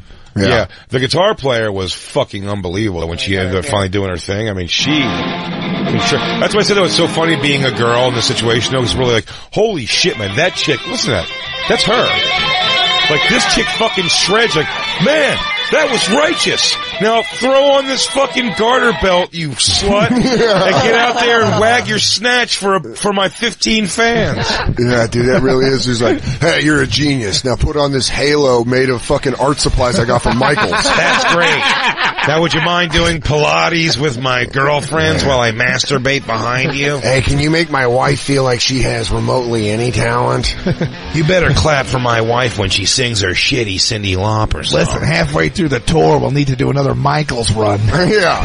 If you're, let me know if you lose feathers on your halo. Hey, Angel dipshit, get me an entire bag full of tiny mirrors. I'm making pants. God damn it, where's the Elmers? Yeah. Hey, you guys want to help me add to my video? What's another cool stat? Played countless hours. Arts and crafts. Original arts and crafts. I made the wings and the halos. Has an entire closet full of buckled jackets. We're going to come back with our guest Josh Johnson, right? I said that right. Hobbies include dressing like a vampire. Yeah, we got much, we're going to close the show out. Obviously, this is going to be, it might even bleed over tomorrow. We only have 20 more minutes. We might bleed over tomorrow. It's the hilarious Josh Johnson, everybody. Josh. Woo. Thanks for hanging out, buddy. Oh yeah, thanks for having me. You came in on a young black man. You came in on a weird day for us going through what we're going through, which is Corey Feldman. We're making fun of an old white man doing Michael Jackson moves live. Oh, fair enough. Okay. Yeah. Just to give you a little context, he has a band called The Angels, which are women that live in his house. And it's kind of the R. Kelly story broke earlier today that he has a cult a sex cult, that there's 3 members of his team. We're going to get to that tomorrow. Yeah. Because obviously the jump is from Feld Dogs Angels to R. Kelly's sex cult. It's kind of a similar thing. Oh yeah. In fact, I think I would trust an R. Kelly sex cult show more. If you're just like, hey, R. Kelly and his sex cult's performing live, I'd be like, probably gonna be a pretty goddamn good show. You think R. Kelly still got it? Yeah. You do? Yeah. I think If he wanted to do it, he could do it. I think if he, with his sex cult? I feel like they're just all teaching him how to read. Yeah, that's all those women are doing? They go sound it out, R. There's really no sex. It's just so embarrassing to learn to read from all these young women that he just made up a story about a cult. Yeah, I fucked them all, and it's a cult. Yeah. I'm into weird stuff. Black Lou, which we haven't even pointed out yet. First to tap. Gone. First to tap out. Lou, how quick did you leave? I think I left about into Corey's 3rd or 4th song. Yeah. Really? Yeah. And I'm not gonna lie. That was it. Yeah. At that point, I was still leery if I was gonna make the whole 3-hour show. We found out the show was gonna be 3 hours. That's a lot to sit through of a guy. 3 hours of just Corey Feldman. Just plus Corey Feldman. the hour of 45 opener, minutes of the opener. And an hour almost of waiting for her. So when you tapped out, I was still in that space of like, I kinda had to poop. I wanted to eat. Am I gonna make this 3-hour show? So Lou too and his wife are like, we're gone. And I was like, all right. Yeah, here's the thing. You had to buy into it. Yeah. You had to go. But I was on It's the same thing what I've said. I never understood when people would be like, oh yeah, no, a decent amount of people stayed when Chappelle did 7 hours at the Cellar one night or something. I go, why would you stay for 7? It's definitely not 7 hours of entertaining. Yeah. Like there's going to be a lot of down in there. And people go, well, after a while they just believe they start to understand they're part of something. You're part of this thing that's happening. And it's going to be a story to tell one day. To give Corey credit. I think Corey Feldman, we were there the night. Corey Feldman, said he was going to do 3 hours, did about 2:15. Also, he did not do 3 hours. He himself got tired and removed several songs from the playlist. 4 songs from the playlist. Angry Baby is behind you in the studio behind you. Is he really? Puppy Monkey Baby? Puppy Monkey Baby. Puppy Monkey Baby. We have a problem with the soundboard.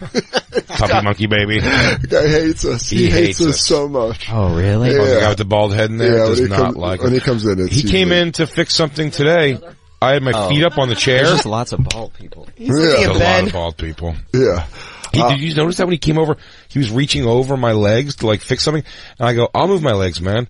I'll move my legs. And then he just kept leaning over. So to move my legs, I had to like turn weird and like I was like, you could hear if you back up, You can hear it on the Lost Tapes Bonfire episode this Thursday, obviously at 6 p.m. Oh, was it on air that I did that? Oh, fucking A, it was on air. That is awkward as shit. So back to Corey Feldman. So he has his Angels perform all these different songs. That's where we just ended, where he has them do solos. But all of us were noticing that when Corey Feldman left the stage, the Angels lit up and started getting into it. Zombie they did Cranberry Zombie, which was an awesome song that everyone went nuts for. Yeah. They did a couple of bangers everybody sang along to. What else did they That's did? So sad. What? Oh, yeah. That they lit up when he left. Can you imagine, like, being the Michael Scott of your own band? What a great analogy. Like, as soon as he leaves, everyone's like, oh, he's gone, and we can finally, like, we have some leg room. They live with him. Oh, it's then more it is like the same thing as the R. Kelly thing. That's what I'm saying. He's just teaching them how to sing. Or no, it's more like, remember that Ariel, what was the guy's name? In Cleveland? With the McDonald's? The Cleveland, guy who kept the girls captive. It's kinda like they react like, even though they know their life is in this captivity, when he would go to work every day, they knew they had a few hours. They could watch TV, they put on makeup, they try to do this. So it's like, they light up. Like when he's not there and they really come alive. Oh my God. And there it is. Corey's Angels is a talent management entertainment company. We help empower women to be the best they can be. Corey's Angels. The agreement is based on, but not limited to, the following provisions. Angels must be beautiful. Inside and out. That's hilarious. This like 9-5 comes up. She goes, I am a real hunk of garbage on the inside. He goes, I think I can look past it. Can you wail on a bass? I want to start covering Primus. Ooh, I hope you're a 10 on the inside. Yeah. Oh, that's great. You better be a ray of personality. Angels must discover and nurture a talent Dude, that is great. This is Rebecca. She's into basket weaving. I'm nurturing that. The next one is where it starts getting off the rail. The angels must work out to maintain their weight. Okay. They must adhere to a meat-free diet. Little weirder. Must not drink alcohol. Now, which is odd because he is on stage. I believe. If not, he's definitely presenting like he is drinking alcohol. I don't know if he is. Well. But he's drinking like now. He's definitely doing cocaine. Who? Corey Feldman? I think he's just on pure ego. Do it 3 hours, man. 3 hours. I need the biggest bag of blow you can get in this goddamn town, and I needed it an hour ago. Now I'm gonna do 3 hours. I like this. Keep the home and office clean. Angels must be coachable and teachable. That's an uncomfortable thing to say about chicks. He leaves the studio and he goes, I can't work with her. She's unteachable. So if you ever try to teach a girl how to play Madden, though, I understand. I would describe Christine as not angel material. She is uncoachable and unteachable. Oh, yeah. It is weird to say. I do not maintain my empowering. weight. No, the coachable and teachable. Yeah. It's weird to say you're empowering women and 2 bullet points later, you must be a coachable, teachable woman. Yeah. He goes, I want women who are individuals, but also moldable. I want you firm, yet malleable. Yeah, what are you not picking up? I want you to know the classics and the currents. 80s, 90s, and now. Today. Yeah. I need you to lie to me about a lot of things about me, but I need you to be honest otherwise. What if he had that would have been great if this run sheet of the qualifications for Corey's Angels was honest with what Corey actually wanted. He goes, down for sex on a random Tuesday when my mangel's gone. He goes, need you to must be into aerial work. Tell me that I'm awesome at drumming. Look, you bring up the pictures of the Wisconsin Cheese Queen Angels. I want to get so he had women Josh's opinion. Josh, he had women on rings that were doing like shitty Cirque du Soleil stuff, but they weren't angels. They were like flown in from Wisconsin. To be fair, though, if you don't fall, is it bad? I feel like it's all good if you can just hang on to the ring. I'd watch somebody just hang on the ring. Like just sit on the ring? That's just one hand. I couldn't do what they were doing, I don't think. Hold on. Wait for it. There they are. Oh, man. Okay, so this looks exactly... I was in New Orleans a couple years ago and was physically pulled into a strip club because this one was like, come see the show. Like, she was just trying to bark people in, but then me and my friend were little, so she just grabbed us. And sure enough, the person on stage looked like she had just eaten and was very exhausted. And that's exactly what I just saw now. It's just 2 people on a ring that their stomachs are full, and they just had like a load of McDonald's, and they're like, I'm not gonna flip. I'm just gonna move my knee. Move your knee so I can move my knee. It was a conversation. It was a lot of that, it's like, can you move over, please? Yeah. We were both at Peter Luger's. Please move over. She goes, oh my God, I didn't know that halal meat does stuff to your stomach like that. Scoot over. Scoot over. I'm all belly bloat from beer. Oh God. So this is footage from the show that we took last night. And as you can see, and he maintains his weight. Yeah, he does. He practices what he preaches. With the cocaine. Yeah. So we could go on for this. There's thousands of details that we could go into, but we gotta start wrapping it up. It's the last 10 minutes. 2 of the coolest moments, easily. And one cool moment and a moment that I want to know about. The coolest moment was he ended the show with 2 songs that I've never heard of. Really could have been anything. The songs that he ended the show with. Oh, okay, yes. Ended the actual show with. And I was like, well, I'm going home. That was a disappointment. Because there's certain songs that we know about talking about Corey Feldman. So we kind of have like a hit list that we know that we wanted to hear at the show. He didn't do 3 of them. He did 3 of them in it. No, he didn't do 3 of them. Yeah, he didn't do 3 of them. He really only did like 5 out of 30 songs that we were like excited for. Ascension Millennium. Well, covers. 2 of them were off the list. Yeah. So he leaves. The Angels leave the stage. Jay starts the chant, "What's up with the youth? What's up with the youth?" Which is the song we came back from commercial for. What's up? A lot of our fans from this radio show were at that concert. So they started chanting, "What's up with the youth? What's up with the youth?" Josh, that's a hit he had about 20 years ago. 1980. It had to have been 1985, 1986. Everybody chanting. Do you have it? Oh, yeah.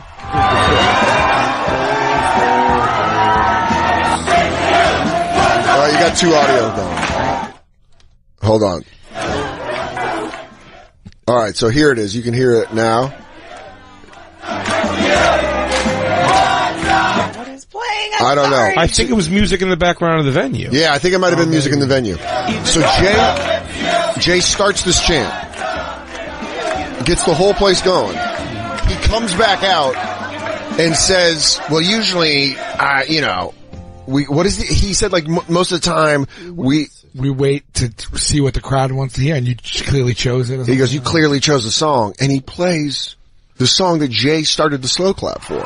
We turned the course of the Corey Feldman concert around. In the history of the show, Josh. We bent it like Beckham. That's to very our important. It was a very monumental moment. Because we got this guy, and Sal's been on the show several times just to talk about Corey Feldman. When he was on the Today Show, when he went back on the Today Show, all the music that we were learning, way before the Today Show appearances. So for this to happen was unbelievable. Yeah. So we got him to encore, and then he came out with the second encore, which we were all blown away by. It was a song from the Today Show. Do you remember the news of the Today Show when he came out there and embarrassed himself on national television and then took it as he just killed it? His words about it were, well, a lot of people hated it, but 23 million views later, doesn't matter. So, and he's kind of right. Yeah. 250 million. 250 million? That's what he said. In a week. Oh, yeah. So he embarrassed himself with a live performance. He can't sing. Mm-hmm. And he dances silly. So this was the performance that we were talking about where he's dancing like this. We broke it down over an entire episode. We're going to have to go with this tomorrow still, Dan. I'll tell you why. There's some of the things we're forgetting here. We're not getting to the part, though. We got to get to Sal's part. I know. That's what I'm saying. We have to go to that because we have to come back. There's things we're missing here that I'm telling you. So we'll do an extra recap of a recap tomorrow. Yeah. Thank God we're 4 days a week. Yeah, because you got the Beatles, Billy Joel. Oh, man. All this stuff. Dude, Beatles, Billy Joel. Well, let's get to Sal. So Sal, the fucking pop. He has the confetti cannons. There's so many things. So Josh, Corey Feldman's manager approached Sal and said that he was a fan and gave Sal VIP access and tickets to meet Corey Feldman after the show. Oh wow! I leave during Go For It. That's when I leave. I'm like, you know what? I'm gonna beat the crowd. I'm out of here. Go for it. I heard it to all the points that I wanted to, and right when it was damn near the end, I was like, hey, let's dip out now. Let's just beat the crowd and get running. So we leave. You guys hang out outside. I saw a picture that you tweeted. You were meeting fans. What happened? Josh, I don't have this perspective. This would be like you getting to meet like Kel from Kenan and Kel. Now. That same half excitement. Yeah, the same. I should say, oh my gosh, I heard you were dead. Yeah. Perfect. Right. Yeah. Kel, I thought you were dead. It's so sad that you didn't die. Like, if you would have died, you would have died on top. Like, oh man, he would have been great on SNL too. If they took out Kel when he was young, like Tupac? Oh, yeah. It would have been all legend. Can you imagine like a 50-year-old Tupac? That'd just be rough. No, you know? I mean, I think about that a lot. When the guys that die, you can't even pretend to picture them how they would be now. Biggie after he gets his stomach stapled and he's all skinny, like he shit. would have lost a toe at least. Yeah, where you be like, I couldn't even, my right leg's gone. Do you ever wonder if people just die right on time? Oh yeah. If it's like Keith Robinson used to have a great bit about that. Who? Keith Robinson, like years ago, had a great bit about it. He goes, they had so much more to offer. He's like, nah, they didn't. That was it.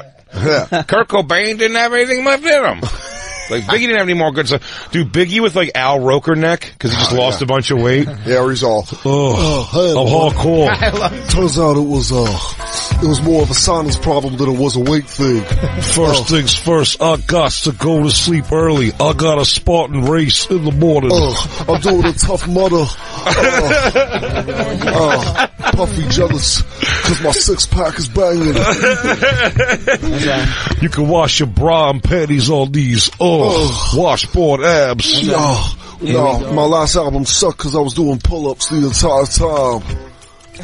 The Will Smith I Am Legend pull-ups showing how jacked my back is. Egg beaters and Welch's grape. I gotta get up and jog in the morning. So you went upstairs and met him. All right, let me just preface this with, let me just also say, like, I am a fan. We all are. Of his like since a long time. Frog Brothers. I came into our Corey sessions saying like I've been such a fan because I admire someone who. He's first of all, he's nearly one of a kind. Yeah. Second of all, he commits to whatever he does. Well, that's the whole thing is sometimes when you see great actors get fucking weird and shit, you're like, well, that's why they're great at acting is because they can focus that weirdness on that role and become that person. And he's an incredible actor. He's fucking unbelievable. He's eccentric. He does what he does. We're fans of what he does for better or worse, right? So exactly. I loved all of his movies. So I don't want to, so when I went up there, I was like, I'm going to stay and I'm going to meet this guy because for 30 years I've been watching him. So I went up there and, I had to wait a while because he had, by the way, very admirable. I was told that he is so into it that he went back on stage, started getting equipment and walking it out. He didn't have to. They have people for it. And he's like, no, there's like, he helps bring everything back to the, that's nice. to the thing. So then I would not guess that from watching that show. So then he don't break my computer. So he had to get ready and washed up. I don't trust these Mexican workers with my equipment. It'd be funny if it's all poured on racing. That's a pretty cool thing. It's like, I don't want your black ass hands on my amps. Yeah, he goes, oh, jeez, that wasn't nice at all. Don't look at Here, the let me angels. help you with that. Those are my angels. Yeah, don't even look at them. Ladies, remember, you break the wings, you buy them. There was a lot of people waiting to meet him. A lot. Really? Yeah, there was like at least 50 people up there, like just waiting. And then he had to get ready. And then he finally was able to get out and break free. And then he had to get through a mass of people. So I kind of was like, at this point, it was like it was really late. I had to be up really early. So I was like, I want to meet him, but I was really like tired. Yeah. And I was like, and Fran, your girlfriend not feeling it. Yeah, no. She's like, what the fuck are you doing? No, she needs to get home too. Yeah. It's so great when girlfriends have like that. No, baby, I'm cool with this. This is a fun joke. And it goes a little long. Like my girlfriend at the end was like, hey, we didn't know it was going to be a 4-hour show. We didn't eat and I'm fucking hungry. And your friend Lou had artichoke pizza. And so my girlfriend the whole time was like, can we go get artichoke pizza? Cause it's around the corner and I'm fucking starving. And I'm all, yeah, we should go. That's why during Go For It, I'm like, I waited for my part and then we're gone. Yeah, and I felt guilty because I was getting the pressure to leave. Well, yeah. And I was like, I'm caught in the middle because I also told the people who invited me, great, I'm gonna meet him. So like I was like caught in that tug of war. And then he came out and, he was, like the place kind of lit up. There was a glow. No. He goes, is that Sal? he had no idea who I was. I put that out there. Love that. He That's the best part. Makes me laugh. You were waiting and there was, I didn't expect him to. I didn't. I did. I thought it was sold very much like they definitely knew who you were. Oh no, but I think his people, some of the people knew. I didn't expect him to know. Yeah. And he said, I don't even watch TV, but he was so nice. Yeah. I said to him, listen, that was awesome. I don't know how you do this 4 to 6 nights a week, 3 hours a night. I said, how you have the energy, how you have your voice. I was like, everybody had a blast that I was here with. Yeah. I said, I've been a fan for a long time. This was so cool. It's so cool to meet you. Just really good. Like, best of luck with everything you're doing. It's really, really, really cool. Awesome. Yeah. And he was just like, thanks so much. Great to meet you. Yeah. He started talking a little bit about what it's like to tour and just do stuff. And then we took a picture. Yeah. Yeah. He was really, really polite and nice. You don't know. It's like, I'm only one man with these 5 vaginas around me. He goes, you know what, man? We gotta really, he goes, Sal's a good guy. There it is. Positivity. Yes. How small is he in person? Well, it was a little shorter than I guess, but I'm not too tall myself. But, I will say, like, just very, very nice, soft-spoken. We went to Corey Feldman's live show. How was it? Well, I invited Ari. I did. Yeah, I know you can come. We spent an entire show going through a lot of it, but there's some great His whole catalog, the back tracks, what are they called? So that's 5 to 7 albums, I believe. 5 to 7 albums, and I'll tell you this, how many people went? Total in the room. Where was it? There was at Highline Ballroom. I want to say there was maybe 700. There was maybe 250 people. That's great, dude. Right? Before he came on, I counted the floor and it was about 100. But then what once are you? he had this, who counts? I do it all the time. Jay goes, don't interrupt her. She's doing her counting. It's her autism thing. She's like, what? She's doing her counting. But it looked like it was about 200 by the time he came on, and then it went down. It went back down to about 100 towards the end. This is Corey's wife singing. We can go out on this. That's his wife? Oh yeah, there's talent in the household.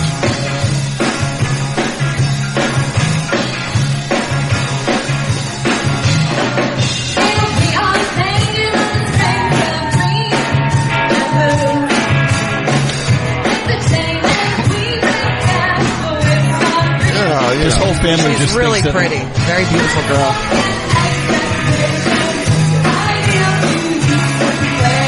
Hey, whatever.